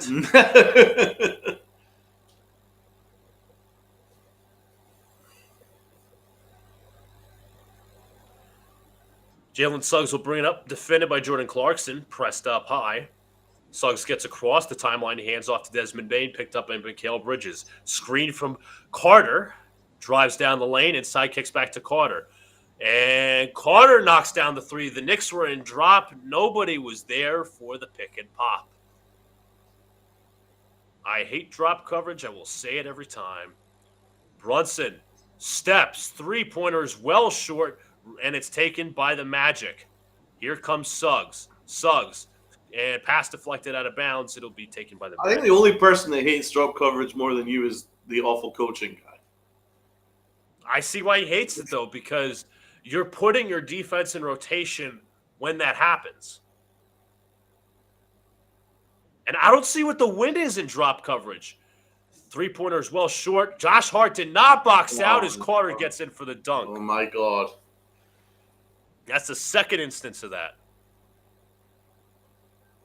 Brunson hands to Bridges, picked up by De Silva, drives to the basket. Bridges looks. Bridges circling, hands back to Brunson. And Bridges is fouled by De Silva in the back. It's just effort. Boxing out is effort. It's being aware of your fucking surroundings and effort. Move your feet. Get in position. Brunson looks to inbound, finds Towns. Towns, you missed it, man. You could have gotten Brunson. All right, you got Bridges, though. Bridges drives down the lane. Bridges looks, kicks out to Brunson. Brunson fakes, drives, kicks out to Bridges. Bridges, corner three. That is up, no good. Rebound Towns. Towns is up, and shot is good. I swear to God, if he missed that, I was going to flip. Wagner kicks, nearly stolen by Clarkson. Bane, dribble penetration, right to the hoop, path of least resistance. Bane is hurt. The Knicks have a 5-on-4 if they take advantage. Brunson looks, waits. Towns, three-pointer, ties the game. Towns' favorite shot. That's his favorite shot. Trailing transition three. There you go. Towns is like, he's got a couple points this half. Now he's woke up in the second half. He's a little bit less passive. Suggs drives the basket.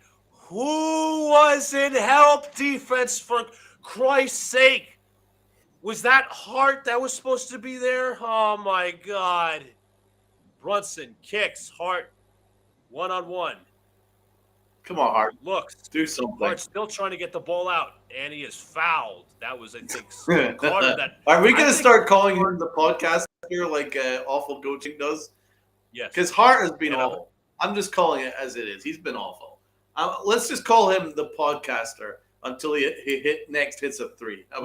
He does something productive. Yeah. Carter was the one that fouled Towns, by the way. He's screaming at the referees. I don't think he should be talking about fouls, but I don't want to be. let me I shut don't up. even want to look at him. Bum ass. But Josh Hart, bro, I don't know if it was Brunson not recognizing the help, but Josh Hart was seated. I mean, it could be wrong because Josh Hart's man was in the corner. Fine. You don't want to help that much off your man, or it could have been on Brunson, to be fair, not recognizing where is the help because Towns was right next to him. All Brunson's got to do, flip your hips, shade him, stop him before he gets into the paint, and then you pick up your dribble, and then so on and so forth. Then the possession keeps going. That's my biggest issue. That's my biggest issue is knowing where the help defense is, lack of help defense, over helping, under helping, everything. If they could somewhat fix that, most of their perimeter, I'd say a decent amount of their perimeter issues would be fixed. Well, I mean, OG covers a lot of it himself. Yes, he's a magnet. He is. I'm going to say this. OG is our second best player. It's Brunson and then OG. I'm going to take it a step further. He's our second most important Yeah, he's player. our second best and second most important player. Hands down. He absolutely is. He doesn't get all-star recognition because he doesn't light up the box score, but what he does, he influences the game so massively that this team looks like a bumbling wreck on the defensive end without him.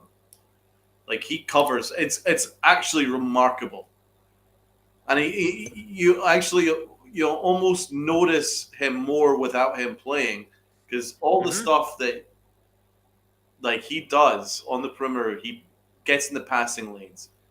He's got the wingspan so he can force steals. You're right. And he can close down shooters. He organizes the defense, and he gets out in transition. All the things that just... And without him, this team is barely watchable on the defensive end. It's so bad defensively. It's almost insulting to watch. I saw somebody say on Twitter that OG, and this was a Knicks fan, he's semi-controversial, and I don't really take his word for pretty much anything when it comes to just Knicks basketball. He said OG is overrated. We should trade OG. I'm like, yeah. There was two people who said it. I'm like, I could not disagree more. Could not. That's a sample of you're looking at the box score. If anything, he's underrated. If anything, he's underrated. Bingo. Yes, he is absolutely incredibly underrated. What about the Pistons, man? Won 11 straight. And they lost Tim Hardaway Jr. I mean, they upgraded with Duncan Robinson. As we are back to action, Brunson jab steps on Black. Jab steps again. Pulls, drives, spins, and score! Fucking 1-1, motherfucker. This is the dude. Clarkson now trying to press up against Suggs. I'm sorry, that's Black. Hands off to Budatse, now hands off to Suggs. Suggs drives, fakes. Good defense by Bridges. Now, that's a soft call. Holy Christ. That was a bailout call, if anything. That's a foul on Bridges, by the way. Ridiculous. I'll see it again. That's soft. That's cute. Oh, no. Inside is De Silva has the height advantage over Brunson. Bad out of the side, out of bounds. Hart drives inside off the glass and one. Josh Hart.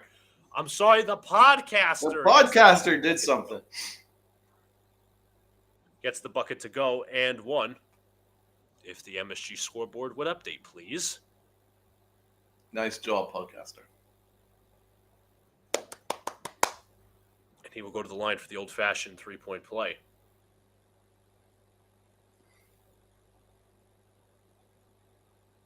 Hart at the line.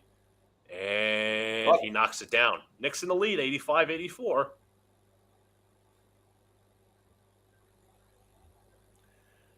Franz Wagner brings up the ball, picked up by Josh Hart. De Silva with the screen. Now back to De Silva. De Silva looking for a handoff. He finds Suggs. Suggs nearly lost it. Suggs into the paint is fouled. If I got to say, I said this last year, and I think you asked, I don't know if it was you asked me, somebody else asked me, what do you think of Josh Hart defensively? And a lot of people think he's a good defender. I say he's almost a net neutral. I'm sorry. I mean, he's great for hustle, but in terms of fundamental defense, staying in front of your man, and in terms of off-ball defense, how many times does he get caught ball watching? He's almost a net neutral. I'm sorry. I think it's declined. I'm just wondering, what do you in the first? Well, when he arrived via trade, that entire second half of the year, I thought he was as perfect a player as you could ask for. And then the next year, he was great. It's really been this to start this year and a good portion of last year. It's been You're absolutely season. Right. It's about a season and a bit where Hart has dropped.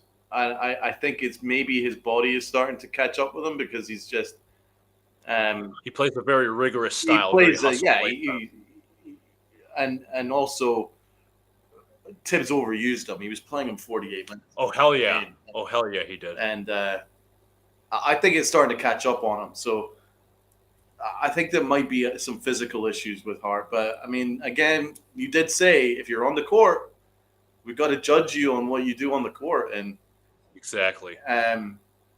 He's not been a net negative, but he's definitely been a net neutral. Well, the podcaster just committed an offensive foul, if I'm not mistaken. I could be wrong. That could have been Towns, but I think Hart was the one setting the screen.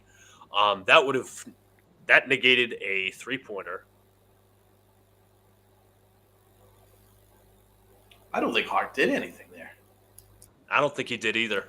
I think that's maybe Towns. What did Towns do? Maybe did he chuck out a foot? No, he didn't leave out a foot. Kolek stole it.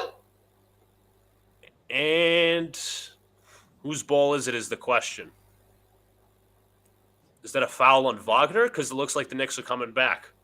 The fuck happened there? Let's see. Inbound. Kolek did steal it. It was just he was fouled on the shot. Great job, Kolek, baby. Great job. Awareness. Jesus Christ. I'm sorry. Kolek at the line misses. Damn it. I didn't watch Notre Dame Syracuse. I was like, okay, we'll see what happens. I'm sure they're going to win. Donald, they won 70-7. Notre Dame won 70-7 over Syracuse. I don't know how bad Syracuse is, but that's horrible. 70. He misses both free throws. Oh, no. I was just about to get excited and Kolek Hive has let me down. Franz Wagner picked up by Josh Hart. Bidatse sets a screen to the right. Wagner hands to Bidatse, and a foul is called either on Towns or Kolek. Come on, Kolek. All you had to do is hit one. Just one.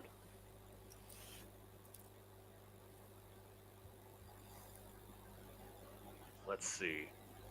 Yeah, Kolek was... I understand what Kolek was trying to do. He wasn't trying to do the wrong thing. He was...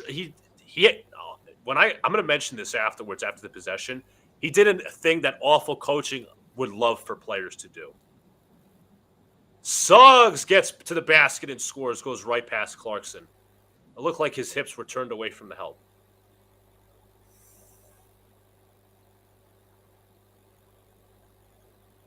Clarkson back to Brunson, picked up by Bidatse. Knicks down 3, about 4:50 to play. Brunson in isolation, here comes the help. Brunson looks, finds Clarkson. Clarkson dribbles. Clarkson.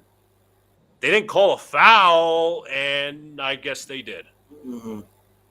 So what happened there, Donald, was awful coaching talks about all the time how on certain screens, how you want to extend your arms out and let your teammate try to get around the screen. That's what Kolek tried to do. They called a foul for it. Oh, okay. It was very fundamental. I hate that they called it a foul because, if it was the offensive side, I don't think they would have. But it was the defensive side. It was like, oh, you touched him off the ball. It's a That's foul. fair. Mike Brown challenging the call, by the way. But Kolek was doing the right thing. He was. Because Towns wouldn't have got across the screen for crap if that was the case. But I don't blame Kolek for that foul. That wasn't like an egregious foul, in my personal opinion.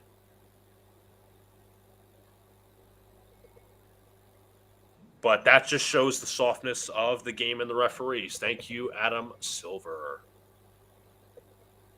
I'm still amazed. 70-7, bro. That's a Madden score. Yes, that's absolutely. Let me see what Syracuse's record was coming into the game. They were 3-7 heading into the game. Well, now 3-8, that's for sure. Let's look at the off-topic box score, shall we? Love had 171 yards and 3 touchdowns. Jeremiah Love. Is he draft eligible this year? Yes, he is. He is definitely draft eligible. I want him in either the back end of the first or the early second round. He is a beast. Notre Dame had 4 rushes for 70 yards and a touchdown. Notre Dame didn't even have 100 passing yards. They won with 329 rushing yards. Yeah, all he did was rush. It was Minchie averaging 29 yards a carry. Bryce averaging 17 yards a carry. Jadarian Love averaged 21 yards per carry. Yes. Yes, he did. How does that happen? Dude, Notre Dame didn't pass. I've never seen that before. That's like a game from like the 50s. I don't know. They never passed. Well, they got a punt return touchdown from Talich. Damn. Syracuse are awful. They stink. By the way, I'm in the process as we're waiting the results of this challenge, trying to create a proper score bug. Although I'd have to update it, obviously, a little more, which is completely fine by me. We'll take away the ESPN thing, hopefully. So we'll find out the result. It was called an offensive foul on Clarkson. It looked like Franz Wagner was moving, but they saw it as a push-off. But I don't know if they've overturned it. I obviously don't have the sound on. We'll figure it out as we go. Who's the favorite? And I've not really paid attention to college football this year. Who's the favorite this year? Ohio State's at the top as always. Georgia's there. Yeah, the Ohio State college football playoff rankings. Ohio State are good. They won 42-9. Indiana with Fernando Mendoza, who I want the Jets to draft ever so badly. Ohio State are 10-0. 42-9 to beat Rutgers. Woof. Rutgers sucks. My New York colleges aren't doing too good. Well, we're not really known for college football. No. So the call looks like to be overturned. There is no foul against Clarkson.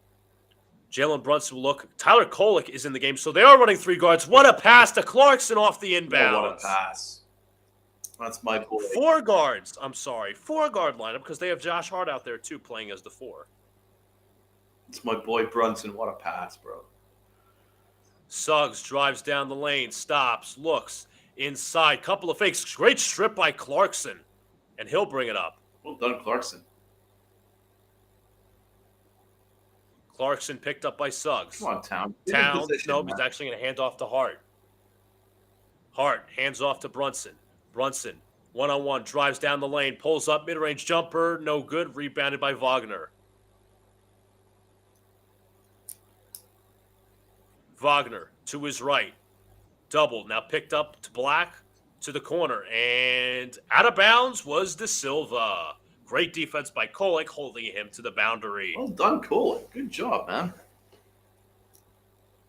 Kolek will bring it up the floor. Kolek to his right. Hands off to Clarkson. Clarkson looks.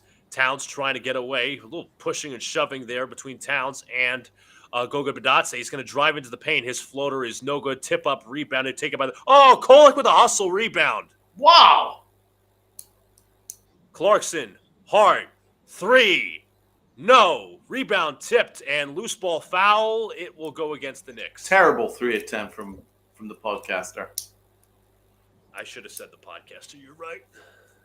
You're right. But Tyler Kolek, Hive, stand up. Absolutely right. And it looks like Mike Brown listened to me, because I did say if I had the choice between a lamppost and Tyler Kolek being a third guard, give me Tyler Kolek, and he's been really good. Alley-oop there to Bidatse, and the Magic extender lead to 3. No help defense again. Another thing, sending some drop coverage. Clarkson looks, defended by Bidatse, looking to get a mismatch somehow. Finds Brunson. Brunson now being tangled up, and he is fouled by De Silva. That being Karl Anthony Towns. And the Knicks are in the bonus, so they will shoot free throws.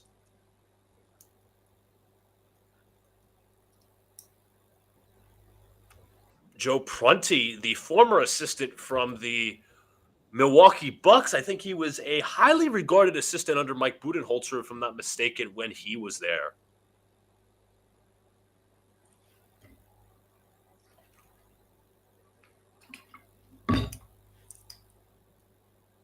Towns at the free throw line. Been more to the line this half as opposed to other halves.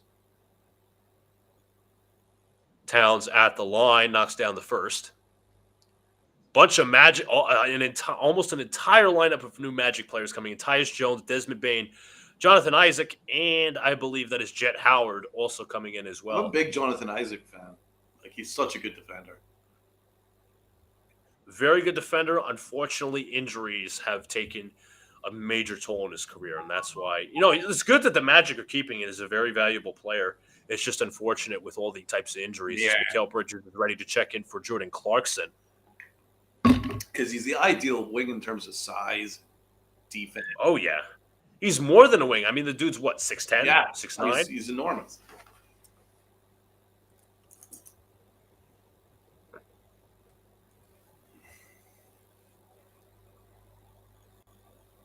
Towns' second free throw is good. The Knicks are only down by 1. Tyus Jones will bring it up the floor. Jones hands off to Bane. Bane to the left. Nixon drop. Bane to the basket inside. Way off. Good defense from Towns. Rebounded by Bridges. Good rim deferral there. Towns has been much better in the second half. Hart looks. Finds Bridges back to Brunson. Towns has the mismatch. He's got Bane on him. Towns going to try to post him up. Towns backing him down. Double comes. Towns looking to dish. Towns finds Bridges. Passes deflected into the backcourt. Hustling for it is Carter. What the fuck was that? Fucking Carter again. I hate these fake things like, me? What? I apologize. I shouldn't be swearing as much, but he literally shoved Kolek out of the way. Oh, I can't stand that dude. I can't stand him. Let me see if this score bug is going to download for us. He's now in my top 5 most hated players in the NBA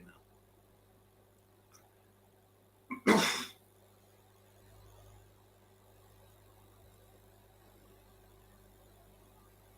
So it will be Magic basketball. Jones to Carter, defended by Robinson. Hands off to Anthony Black over the screen from Carter.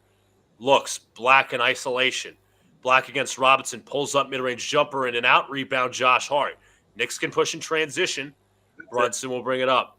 Brunson defended by Black. Brunson backing him down at the elbow. Now to the mid-range. Now to the low post. Brunson turns, fires, scores.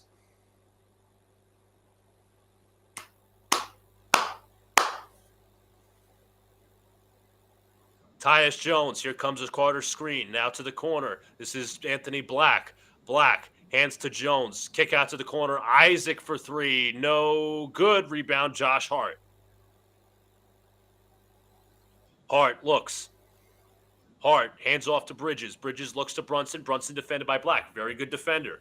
Robinson sets a screen to the right. Brunson pulls. Brunson pulls back. Step back 3. Shots no good. Rebound Jonathan Isaac. Bane picked up by Brunson. Bain nearly loses his dribble, still has it. Brunson pressing up on him. Back out to Carter for three. Shots good from Carter. That's another instance of over-helping or staying too far away from the perimeter. Asshole. Brunson kicks to Hart. Hart looking to dish. Finds Bridges. Now top to Brunson. Brunson gets a screen. Now picked up by Bridges. Bridges to the middle. Bridges for the mid-range jumper. Gets it to go and ties the game. That's Bridges' bag right there.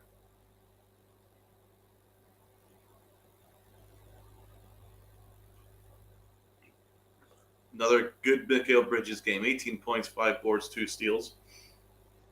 Top of the key. Bain defended by Bridges. Now picked up by Robinson off the screen switch. Bain, couple of dribbles, step back three-pointers. Up, it's good. These defenders are just having their way with Robinson on the perimeter. Yeah, I don't understand. Normally, it's much better than that. Desmond Brunson Bain. picked up by Black. Bain's been a very good pickup. Oh, for sure. Bain, it was Franz Wagner having his way.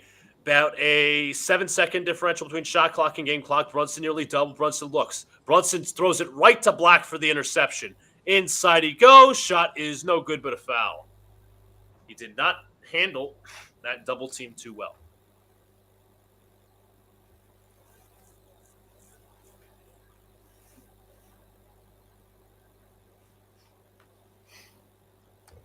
So Black will go to the line for 2.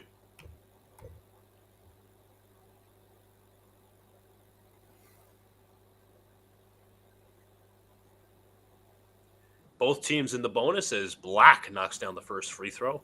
Karl Anthony Towns checks in real quick for the final 9.5 seconds of the half in the offensive possession. I think Brown needs to be more creative in getting open looks for Jalen Brunson. Use them off the ball a little bit. Yeah. Especially since they're going with this high-pressure defense.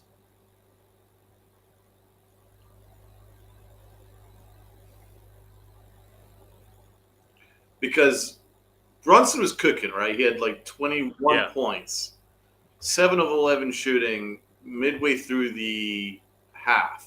First half. Like there was still like 6-7 minutes left in the second quarter at that point. It looked like Brunson was going to go and cook for like 50. But then Orlando started to double him. Yeah, you got to have a counter to that. They haven't really had a counter to that. Brunson, Hart, Podcaster misses the corner 3, tip up, rebound, and that'll be the end of the third quarter. Excuse me. That's not who I want to take that shot. I agree. I completely agree. Like, what's Josh Hart's? What's going on with him? Is he 0 for 4 from 3-point range? Well, we got our box score here. Let's find out. 0 for 3. 0 for 3 from 3. Well, that's pathetic. It is pathetic. Again, the old adage, if you're playing, you're not injured. No one's going to give me that finger excuse. He's choosing to not get surgery. I'm just putting it out there. If you look at Josh Hart's X account, I think he's got like a caption underneath his name saying how quick they forget or something like that. I mean, is that the attitude? Because that's obviously a dig at Knicks fans. Oh, you're right about that. You're absolutely right. If in your response now, that is not the attitude I want. That's not the attitude I want. It's always been a "What have you done for me lately?" It's a "What have you done for me lately?" City. It's a "What have you done for me lately?" Sport. I'm sorry, what you did a year and a half ago does not matter. What can you do now? Yeah. As it took. Jacob says, "Who the hell is Podcaster?" It's Josh Hart. I'm yelling. He'll be better than people think. Watched him 4 years in college. I got to see who he's talking about. Just give me 1 second. I got to clear this download screen. Here we go. But yeah, Josh Hart is the Podcaster, Jacob. Yeah, because he has a podcast with Jalen Brunson.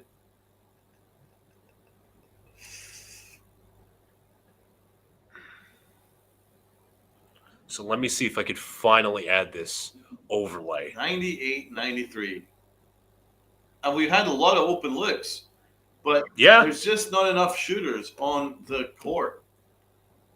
And that's what I'm worried about. If you're going to have a Mike Brown system, Mm-hmm. you need shooters. You're right. You need 3-point shooters. Absolutely. As much spacing as possible. And who do you really trust from outside? I mean, looking at that lineup right now, that's going to be on the court. Bridges, okay. Yep. Yabusele, no. Clarkson, maybe. Kolek, no. Towns, yes. Not enough. And then you look at the rest of the team, only Brunson. You're right. I mean, Clarkson can get you the bucket, but he's better. He's more of a scorer, not a shooter. Than a 3-point shooter. Yeah. I think Kolek. Oh my Jesus! Towns drives to the basket. Towns' pass inside of Yabusele. He gets it to go. But you're right, Donald.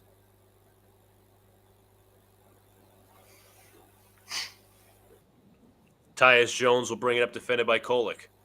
Jones hands to Bain, back to Carter. Carter looking for a man, finds Isaac. Isaac along the wing, hands to Bain. Bain drives into the paint. Bain inside, throws up a shot, no good. But a foul.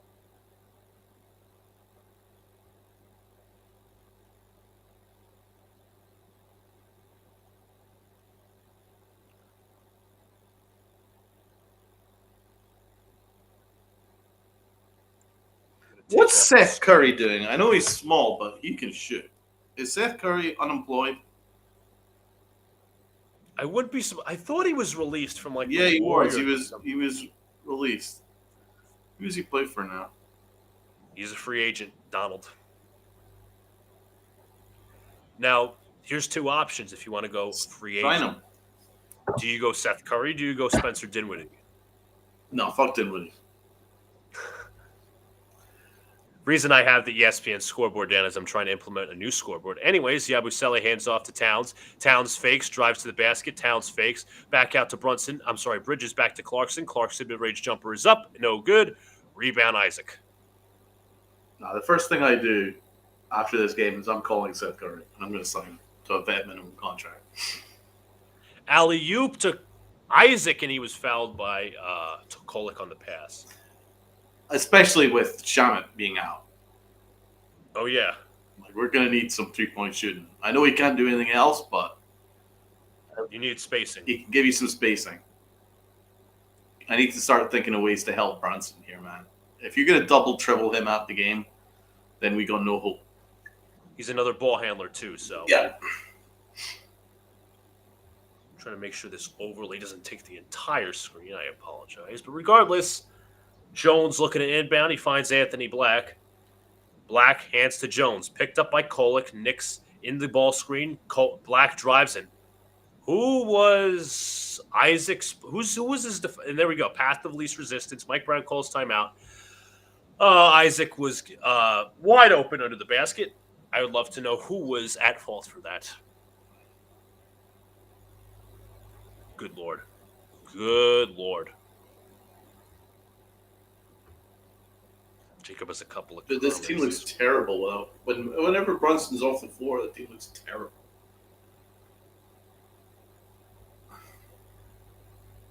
Jacob does support your assessment, Donald Bet. He does think that Kolek is better than people think. Kolek Hive, stand up.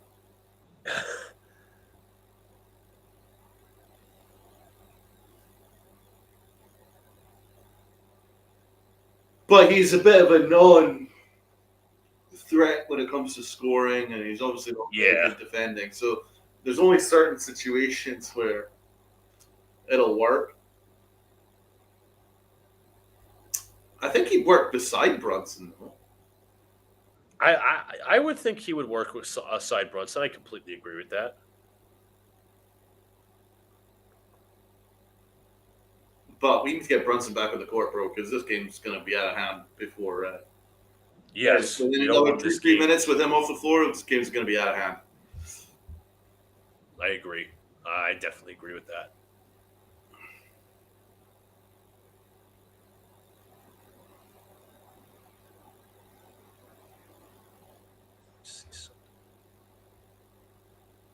The Magic always play us hard, bro. Always, always, always.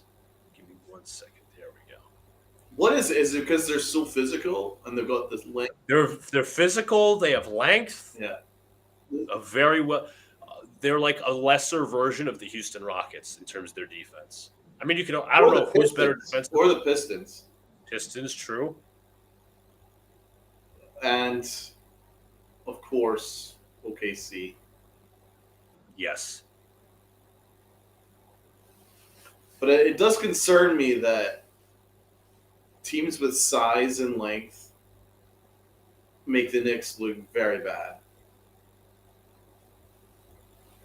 That's why you got to find a way to counter that and pick up guys with size and length.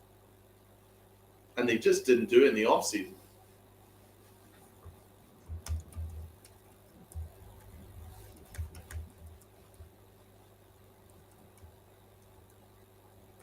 I mean, Clarkson, fine, he's worked out. I supported Yabusele, and I understand why they picked him up, but obviously he hasn't worked. He's done little to nothing. Yeah, that's been the big whiff. Because we didn't have very much money to spend, and we used it all on him. Bridges drives to the paint. Bridges throws out to Kolek. Kolek for three. Shots in and out, rebounded by Carter Jr. Bain pulls. Three-pointers up. Three-pointer, no good. Rebound, Isaac for the slam. Damn it. Oh. Bridges looking. Tight defense here. Bridges drives.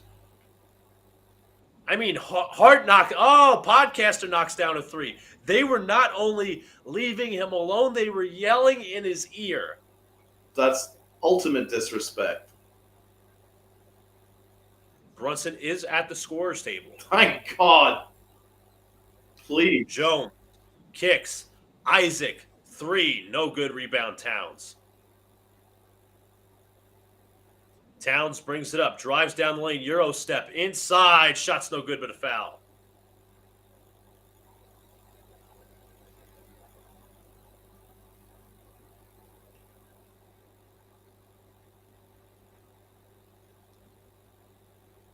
So Towns will go to the line for two. As Brunson will set the check in. I'm going to 100% guess he comes in, for Tyler Kolek. But you know what? I would honestly take out Hart. I'm going to be honest. I know he made the three, but I don't see any benefit right now. But I don't think he's going to do that. Kolek out, Brunson in, Wagner in.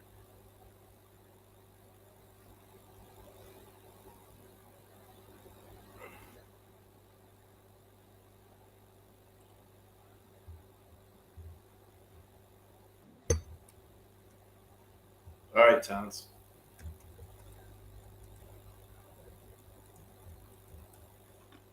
Mitchell Robinson at the scorer's table. Towns knocks down the free throw. Good job. All right. Still in this game. Bain to the basket inside. Ball is out of bounds, deflected off Bridges.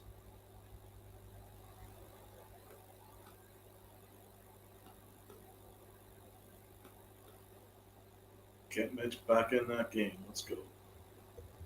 Yes.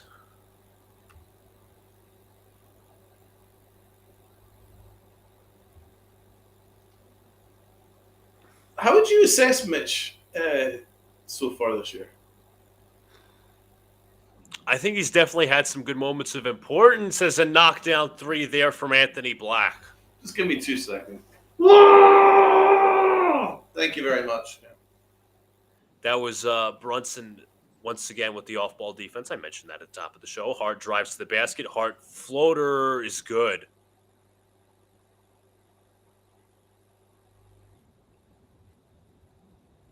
That's Desmond Bain at the top of the key. Hart in the ball screen defense. Kicks out to Wagner. Wagner in the middle. Kicks out to Bain. Bain drives. Open layup is good. Olay defense from Mitchell Robinson. They are attacking him. Never think I would say that.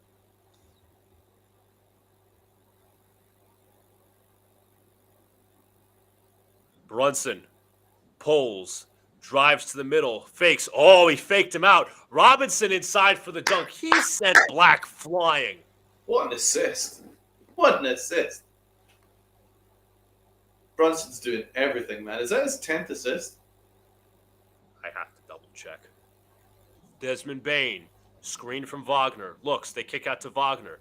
Wagner backing him down, turns, fires, and scores. Holy moly. It's like our possibly only rim deterrent is Mitchell Robinson, and he's not even deterring people from the rim. Bridges, corner three. No good. Tip up, rebound, out of bounds. Come on, man. Call timeout. Do something.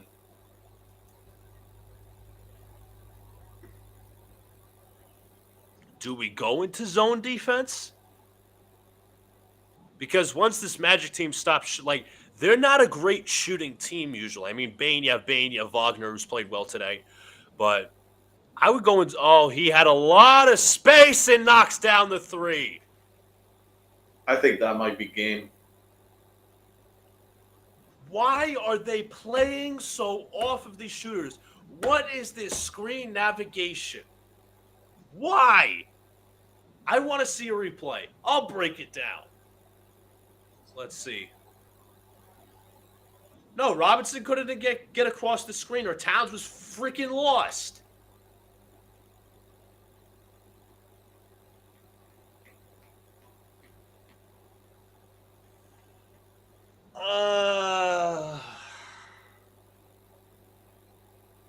Good Lord. I mean, you can use the Shannon excuse, but No, I'm not using that. no, I mean, you can't have a role player who we left until like 3 days before the season started, unemployed.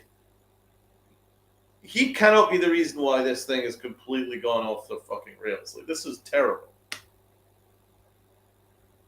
Like, the defense is awful. The spacing's been awful. Brunson is doing everything he can with Bridges' help. There's just not enough going on right now. It's very frustrating. Hard and bad. Very frustrated watching this. I was disgusted watching the Mavericks game. I was as angry as I've ever been. That honestly, Donald, that was more of a sigh of relief rather than yay, we won. No, that was like, we should have never, ever had them in the game. They are awful. The Mavericks. The worst. They are awful. They don't have a GM. They don't have a GM. No Cooper Flag. The coach has mailed it in. He was doing no coaching. He just gave up. They have nothing. They don't have a team. They got D'Lo Russell. That's it. They don't have a fucking team. They don't have a GM. Their fan base was in revolt to force out the GM. Like, that's the level of what was going on.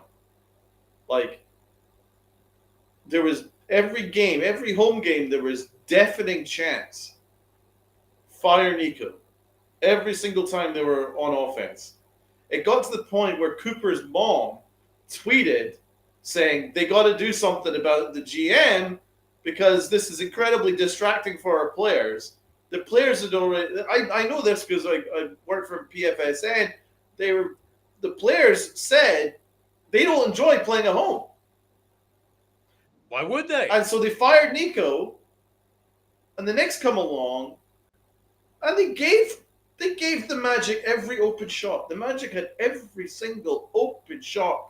Every single time up the court, they had an open shot. It was a miracle we won that game, and we didn't deserve it. We also awful. Didn't shoot well. We missed double-digit free throws. But then you can say, it's a win's a win, but it's a red flag, and those red flags are carrying on to this game. Towns all the same problems are on show right now. And until they address the screen navigation, perimeter defense. There you go. Jalen Suggs knocks down a corner three. Josh Hart had no idea where his help was. No idea where the help is. No one's like moving their hips, getting out, rotating out. Oh, Hart, what are you doing? And now Jalen Suggs is. I mean, that was a blatant foul by Josh Hart. He was fumbling with the ball, and now he grabbed either Suggs or Anthony Black, and Jalen Suggs is pumped up with the crowd. You just gave the Magic some life. He looks like a bumbling idiot. A fumbling idiot. What are you doing, podcaster? Look at that. That's not basketball. Are they reviewing this for like a flagrant act? I need to. I'm going to leave the room for a second. As I'm not going to start screaming down a microphone, but I'm disgusted at this. Got to This do what is you got to do. Horrible basketball. This is disgraceful. If you want, scream into a pillow.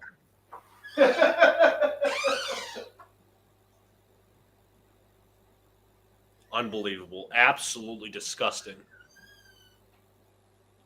I'm sorry. You know, we talked about in the offseason a couple of things. Josh Hart, we were talking about his significance. I would trade him. Not immediately, but if it's for a role player that could really help this team, do it. Do it. You can't have some of these headaches and nonsense going with a team that's trying to win a championship. You can't. He is not a fit for the Mike Brown system. He's not a spacer. He's nowhere near as consistent as defender. I mean, the dude fucking pushed. Here we go. I'm swearing again. He pushed down Suggs. If that was the Magic pushing down the player, Knicks player, I'd be pissed too. Like, what are you doing? That's called losing your cool right there.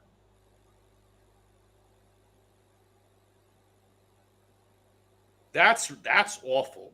Josh Hart should be absolutely ashamed of himself. And I give credit to Suggs for not retaliating. Absolutely nonsensical. Somebody has to hold him accountable. Somebody has to hold. Donald, I said it. I know you were defending Hart in the offseason. If there is a role player out there like a Trey Murphy or Jose Alvarado, goodbye. Out.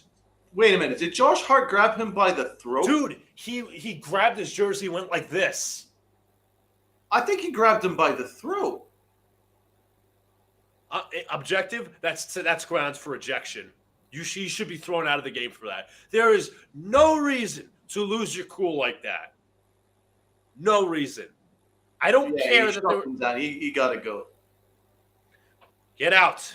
Get out. I don't know if he's going to be thrown out. I mean, that's as I said. Josh Hart sitting in the sidelines like he didn't do anything. Like what's going on here? Dude, he had him by the throat. Come on, Hart. Don't defend this. I said when you were away, I said if there is I know we talked about Josh Hart in the offseason, the possibility of trading him away. I know you and Man Cave were essentially defending him. You're like, hey, I don't think he's untouchable, but I wouldn't trade him. And me and Drew were like, okay, we need not that we would trade Hart immediately, but I think he's definitely could be on the block if you wanted to. Now, you want wing depth? You want size? I'm shipping Josh Hart out. I'm sorry. I am. It's not that I want him to go right this second, but it might be a reactionary take. It might be prisoner of the moment and all these different things. The dude shows up in the playoffs, great. But Donald, you said it yourself in this stream. What have you done for me lately? If this was Julius Randle, if this was Karl Anthony Towns, I'd have the same reaction. I hope Nick's Twitter is blowing up over this because that was absolutely inexcusable. It is fallible. It is unfathomable what he just did to lose his cool. And he's supposed to be one of the leaders of the team. There is no excuse for that.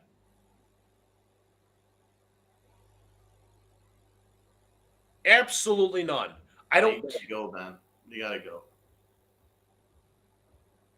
They're taking a long time over this. I don't know why. What are your eyebrows down for, bro? You clearly were in the wrong. That's what I'm saying. His face is like all skewed, like he's getting Like he's getting robbed here. It's like, bro, you did this.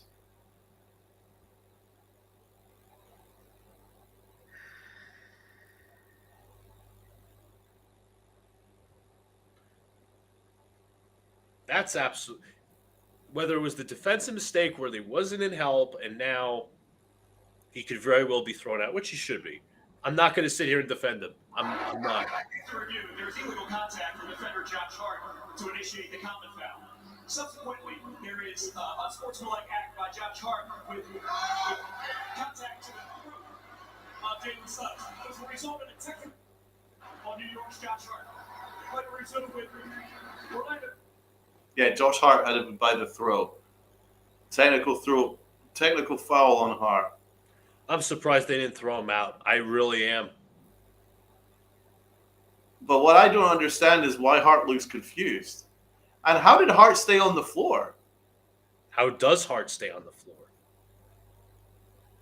Hart looked confused. Look, he's going to the official going, what, me? I'm so sick of this shit. Accountability, Mr. Podcaster. And Suggs knocks down the free throw. He's absolutely fortunate. He is absolutely fortunate to be on the fucking floor. He should have been ejected. He should have. You're absolutely right. He got absolutely lucky that he wasn't thrown out of this game when he really should. But at this point, I mean, the game's almost over anyway. 118-104. We can't get any stops. Wagner drives on Hart, and he goes right. No. Get him off the court. I mean, if the refs aren't going to do it, Mike Brown can. Get him off the fucking floor. Institute some sort of accountability. Brunson drives to the basket. Brunson fakes. Kicks out to Clarkson. Clarkson for three. Shots no good. Rebound, Badatse. Oh, yeah, this game's over. We're not coming back. I want to look at the rest of the schedule. Yeah, Suggs inside. He gets it to go. The good news is we do have a bit of a soft schedule after this. Yeah. We got the Nets. We got the Hornets. The Bucks. They're kind of beatable. Yeah, they are. They are. But But Raptors, these the Celtics, the Hornets, the Jazz. mistakes cannot just happen. They can't. Something's got to get fixed. And I know you could say, it's a month in, but like these are prevalent issues right now. The perimeter defense, nobody knows where their help is. Yeah. You just see just a screen push off right there. They're Oh! off-ball defense sucks. It's the defense. I mean, the offense didn't look smooth in this quarter. No way, no hope, no how.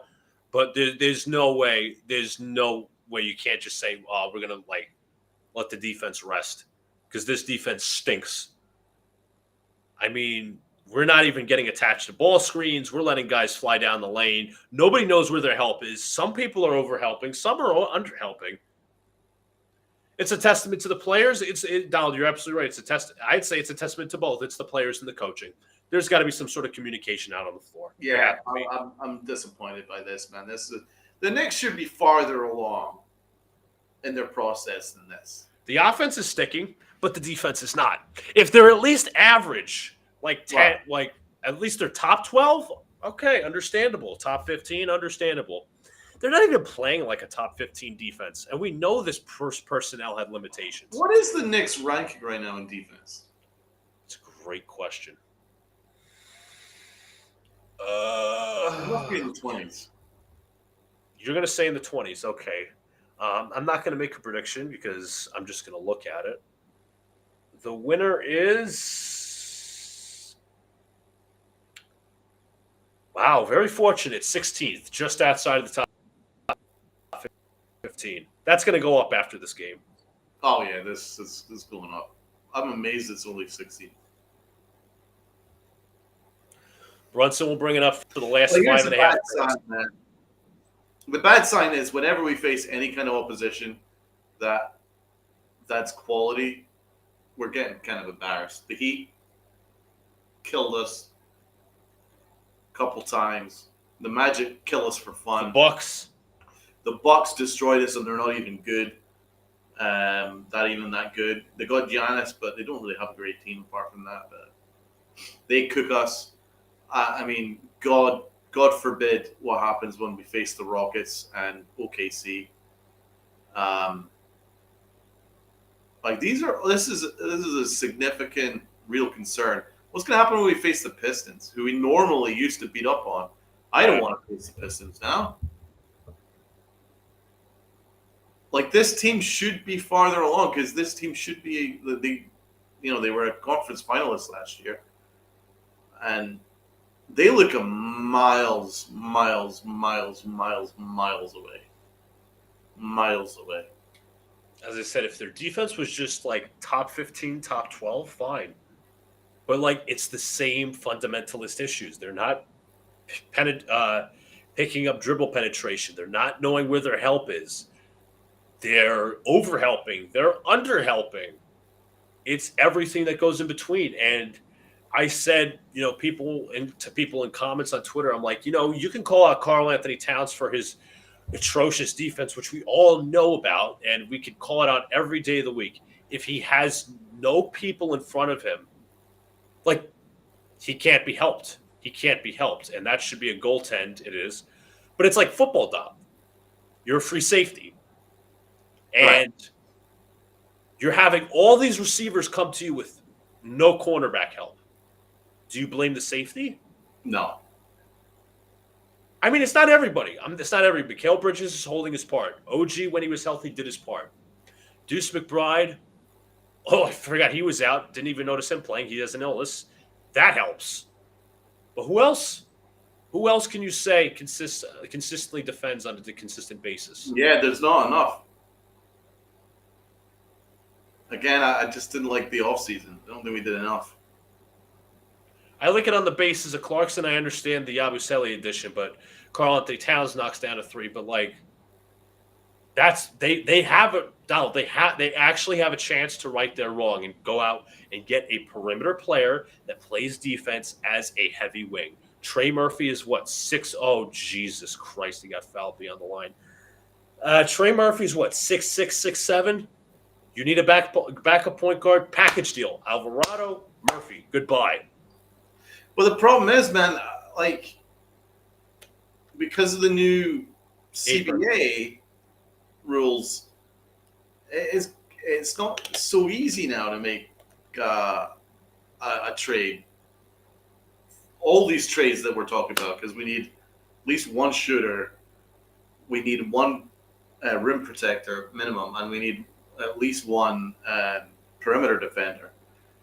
Well, here I got a solution. You like this player coming out of last year's draft. How about we trade? We'll do a trade with the Pelicans. Okay. Jose Alvarado, Trey Murphy, Yves Missi. Oh, my man, Yves Missi. I love Yves Missi. I think that would be. And who are you trading? Hart? Yes. I don't know who you're trading to match the salary of Alvarado, who's $4 million. Do you consider giving up a Deuce McBride? Because, listen, as great as McBride shoots and defends, he's not a lead guard. You get Alvarado, you might be worse off shooting. Like, get one of those trade things up, man. Let's do it. Why not? At this point, let's go to the But trade. don't use the ESPN one because the No, ESPN one doesn't have the new CBA. I'm going by Fanspo, which is the normal. Yeah, that's the one. Yeah.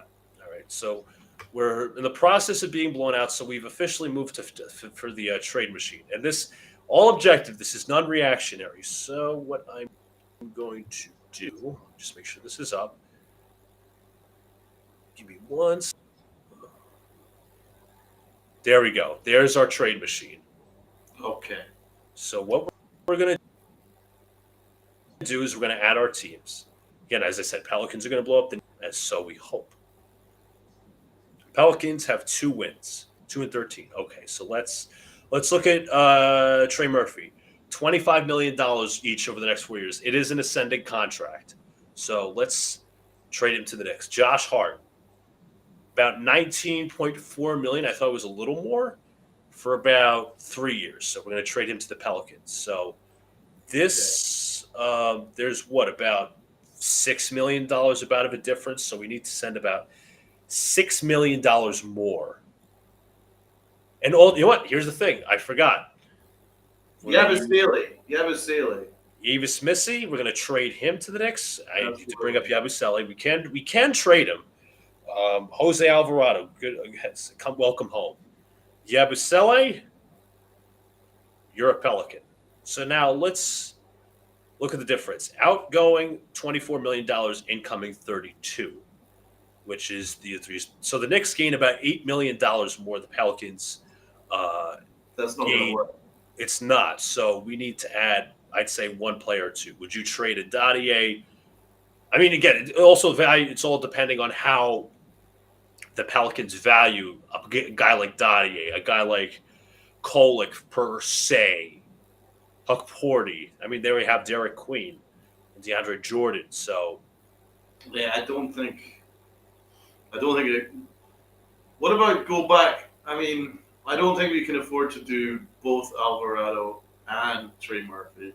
So Okay. maybe we took Alvarado out, try Trey Murphy and use okay, out that makes it a little better. Outgoing 24, incoming 28.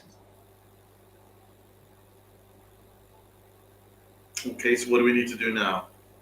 Let's see. Let's load up the machine first. We'll try the trade out. Trade failed because they'll give us a reason. Got it. All these notifications.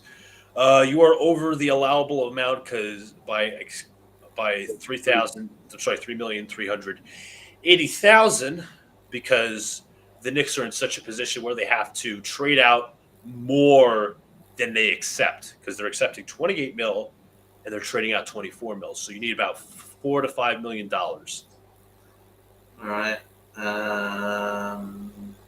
Then we'd probably go Dadier. That's 2. Yes. And then probably like Diawara, maybe. I don't know how much. I mean, it's salary filler at the end of the day. It's minimal cap space, too, for the Pelicans if they want to start getting rid of contracts. The podcaster misses a 3 from the top. But regardless. Sounds. Oh!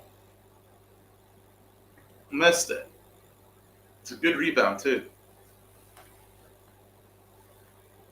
Here we go to Wagner. Towns with the double. Inside to Bidatse. Back out to Bain.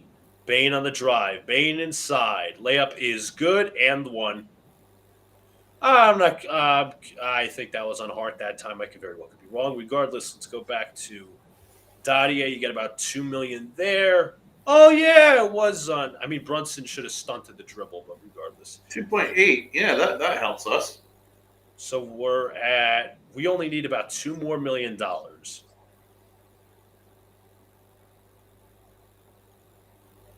Porty's on a minimum. You have Kolick for $2 million. Shamit, which is for 1 year, but obviously he's going to be hurt. He's valuable. So how much more salary do we have to add? $2 million. Oh, 2. So the only one that could do would be Kolick or Huck Porty. Would Huck Porty do it? I think you might be able to get away with that. But my question is, do they have an abundance? Oh, that's right. They're acquiring a center for trading a center. So I guess it makes perfect sense. Brunson off the isolation knocks it down. Try trade. It is a failure because New York would have 12 standard contract players after the trade because Porty's a minimum and would need to get 14 to be in roster compliance. Guercia and Yabusele obviously cannot be traded until about December 15th. Works for the Pelicans. So actually, that means that the trade would be accepted if we had some two-way players, essentially, right? Yes. But we could always, since we traded 4 of our players, we could use like a McCullough or whoever and say, you know what? You're now on a standard contract. Garrison Matthews will sign you and you're on a standard contract or whatever. Exactly. You could always add that in. So actually, Trey Murphy and Yves Missy would actually work for that. Sure. Would you do that?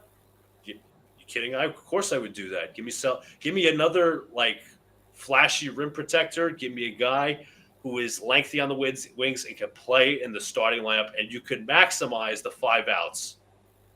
Right. That's the point. You could, and you know what?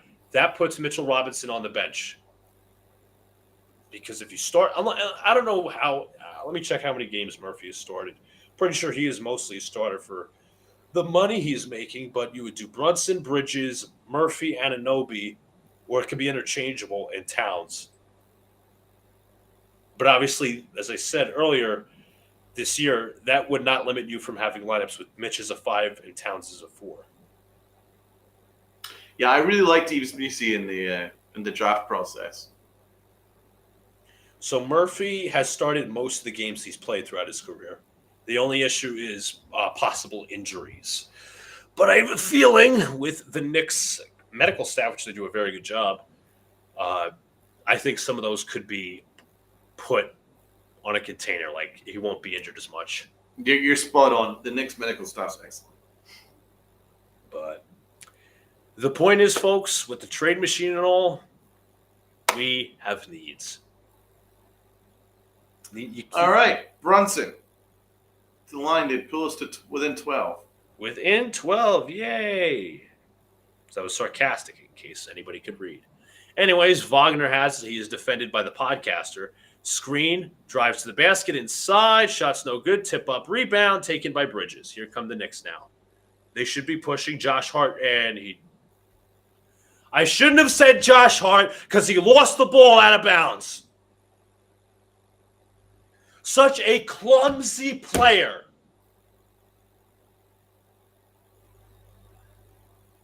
Where is your head?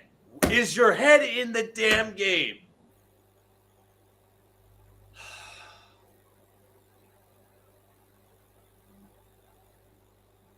Donald, this is supposed to be a team that's competing for a championship.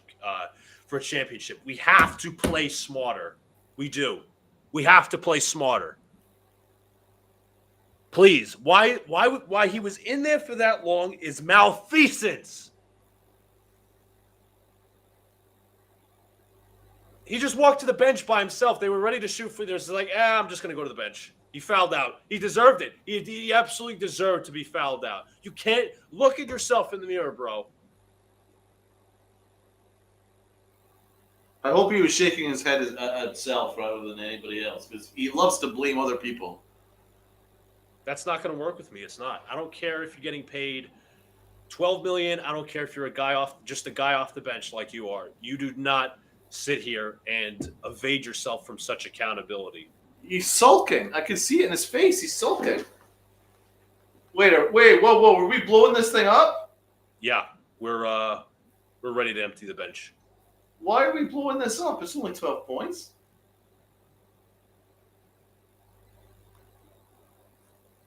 Oh my God. We've just given up on the game with 2 minutes to go.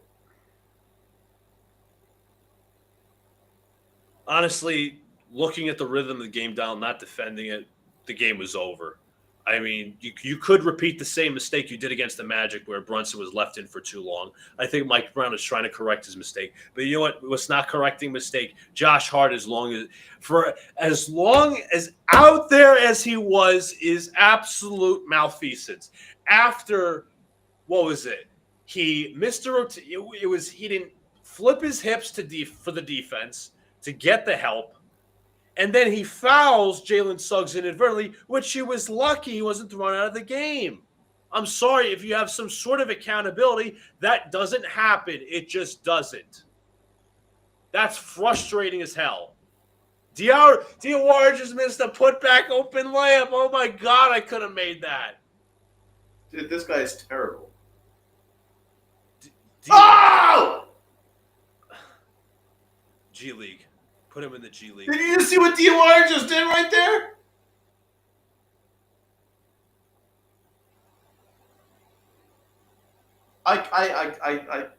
Why did we draft this guy? This guy's ass.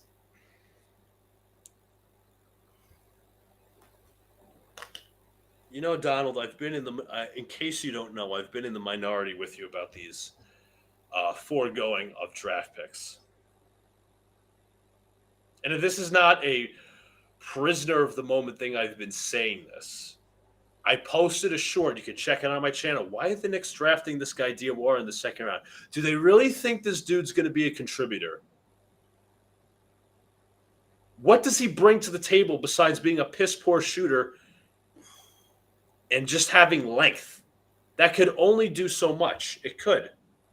And this is a win-now team. You don't have time to develop these guys.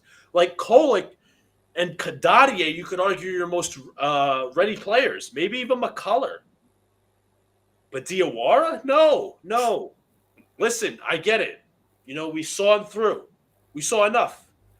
That was enough. The dude is so undercooked. It's like a steak that's so undercooked. I love that OG Anunoby muse, right? Yes. Diawara looks like a wild animal who woke up as a human, and it's his first day still trying to get used to. You're right. You're absolutely right.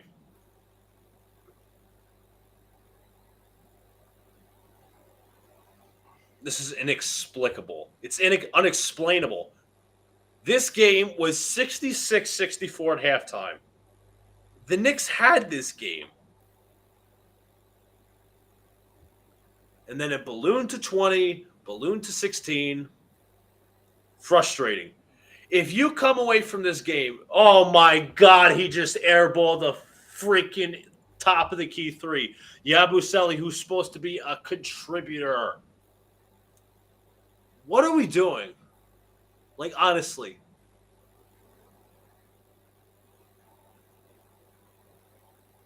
Let me update the scoreboard. At least if the viewers, they're already being tortured watching this game. I don't want them being tortured watching my stream and not me updating the scoreboard. Tyler Kolek knocks down a 3. No. If you're a sane fan, a logical, objective fan,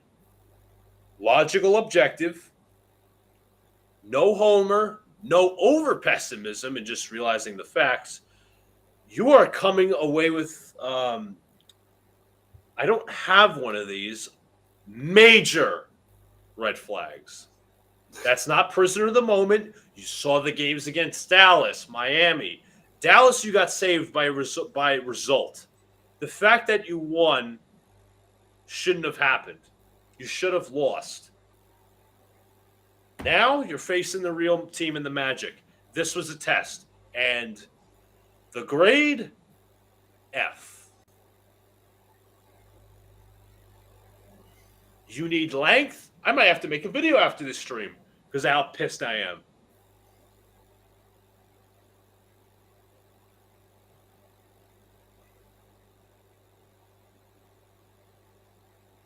Mind you, the Magic are playing without their best player.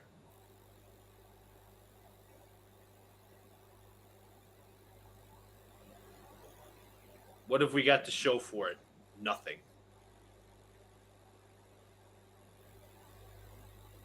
This perimeter defense is toast.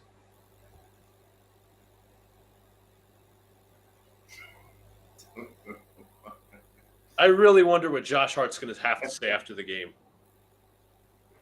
You can't possibly blame anybody else or throw some sort of shade elsewhere because you screwed up big time.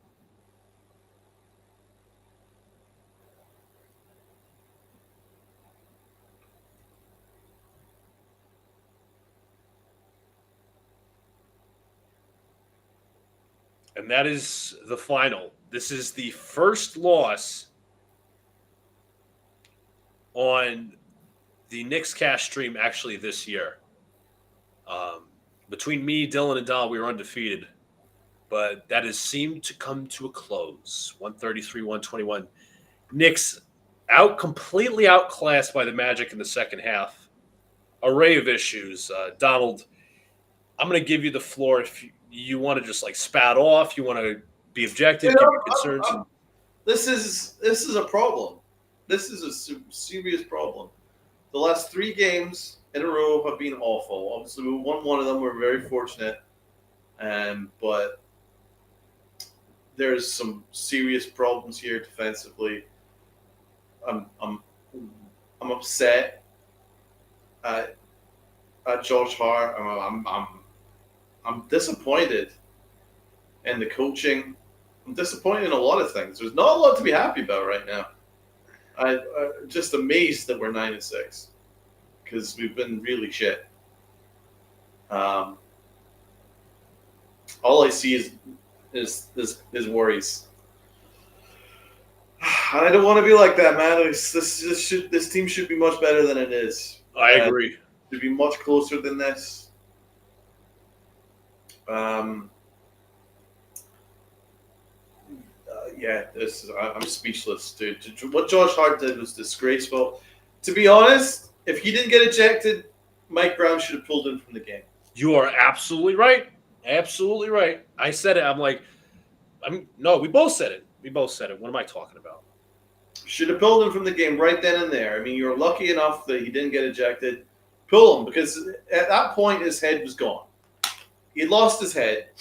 And it was still a game at that point. Yes. We were still in a game. And keeping him on the floor any longer cost us the game. We can't deal with dribble penetration. We can't close out shooters. We overhelp, underhelp. It's a mess. And that is coaching, man. That's like... No, that is. I called it out. O's. That shit is X's and O's. And it also is effort. And I have to seriously question some of the effort from some guys. You got Tibbs out. You got your wish. Now it's time for you to play for the new coach. Because this is not acceptable. Donald, to nobody's surprise, Josh Hart had a -19, which was the worst on the Knicks. Yeah, you can't live like that. And he's getting paid a fortune for that. As a role player. He should give his salary, fucking that game's salary, to charity. Like, he was that bad. And I love Josh Hart as a player and as a person, but good God, you should actually give your salary back for that performance. It was disgraceful. Disgraceful. And Diawara, send him to the G League. Send him to the Z League. Because I don't want to see his fucking lamppost ass. I don't know how, what the scouting process was for him. Well, Donald, I'm going to go through the scouting report. All right, let's go to NBA DraftNet. Okay, I'm gonna close this tab down. Let's do this. His NBA comparison, Wenyen Gabriel. Well, that's not a good thing. No, it's not. Let's see. Has shown promises. Now, here's where it's flawed, right? This is part of his strengths. Okay, Diawara, elite positional size and tools. Impressive. Impressive ball handling and can initiate pick and roll. Sure. Shown promise as a shooter, hitting 32% from 3 on 2.5 attempts per game. Last time I checked, that is not promising. That is a flaw. Reads mismatches well. Exploiting touches, backing down smaller players, blah, blah, blah, blah, blah. Versatility defensively, awareness off the ball. So it's basically positional size and tools and impressive ball handling, and that's pretty much it. You go to his weaknesses. I said those skills. He's useless. Raw as a scorer, not a consistent scoring threat. 3-point shooting is stagnated. Let's see. Free throw percentage, I think, is even awful, too. I could be wrong on that. Occasionally over dribbles in the half court, slowing down ball movement. Is more of a deterrent than a playmaker with just defensively. Just 4 blocks in 584 minutes. Lacks the strength to anchor against bigger post players and doesn't have elite lateral quickness. can struggle in there you go lateral quickness, excuse me, as to why Wagner consistently made him his daddy. Anywho, can struggle playing in front of quicker guards. So I just put out a tweet. Diawara is one of the worst players I've ever seen. I'm certain he was found serving as a lamppost in France. Has the skill set of an alien that's been given human legs for the first time. I mean, accurate. I'd say more than accurate. Physical profile, blah, blah, blah, blah, blah. Catch and drive. I want to hear about flaws. I mean, we already saw them, but defense, pick and roll, who cares? Yeah, I expect Diawara to be a draftable prospect. He's an under-discussed prospect. I think he was discussed just enough. Projected second-round pick, where teams can use his rights to keep him in Europe for one or two seasons more, or develop him in the G League with a two-way contract. Donald was being half serious when he was saying bring him Europe, because he probably should have stayed over there. Why is he staying in Europe? He just looked lost. That's what happens when you sleep through the draft. You could have bought a first-round pick. It's pretty easy to get a late first-round pick. You could easily purchase one.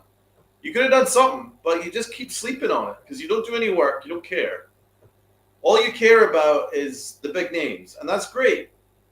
But the new CBA requires you to start developing things because you can't just continue to pile on expensive talent now, unfortunately. I don't like this new CBA now because it's made things incredibly fucking difficult. But you have to adjust. As GM's front office, you have to adjust. And it's not even about the 5 first-round picks they traded with Mikal Bridges. I don't care. No, I've forgotten about that. I don't care now. But Bridges has been fine. But look at the past drafts. 23. Who did we even draft? I don't know if we drafted anybody. 22. We could have. I mean, we had to forgive our mistake for the whole Kemba Walker nonsense to get Jalen Brunson. Obviously, in my opinion, that's a part of the whole deal. And let's be honest, folks, Tim, you can't have the excuse, oh, well, so-and-so wouldn't play the kids or this, that, and third, whether it's Tibbs or whoever. Like, you don't have that excuse anymore. And let's be honest, last year's draft was a bust. I mean, Dadier, he's not getting any burn right now. It's a bust. There's talent there, but both coaches don't use Kolek, and I like Kolek. He's the best of all the players that we've drafted over the last 2 years. But they're not really getting anything out of him either.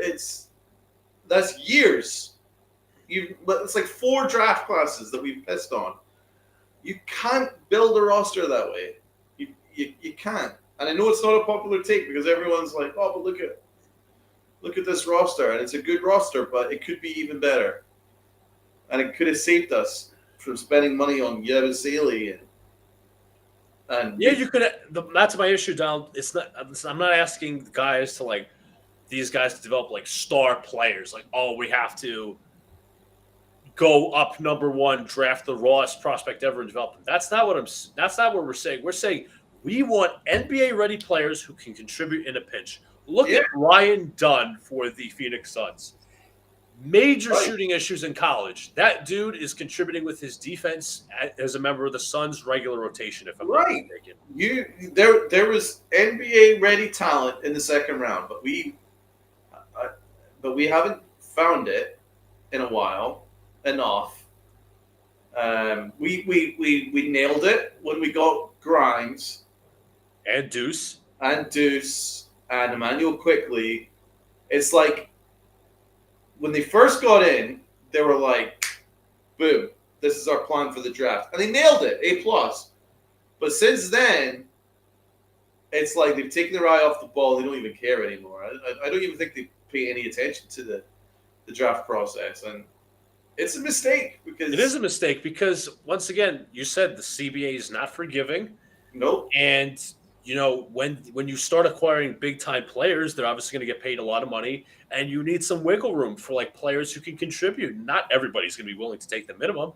But here's another thing Knicks fans reflect on. It's the last year, this player is pretty good on a shitty team. Kaishan George, The Knicks traded that pick to Washington. And with the next pick, they drafted Dadier. Ugh. How's Keyshawn George doing? For the record, Keyshawn George is 6'8". Let's look at his numbers.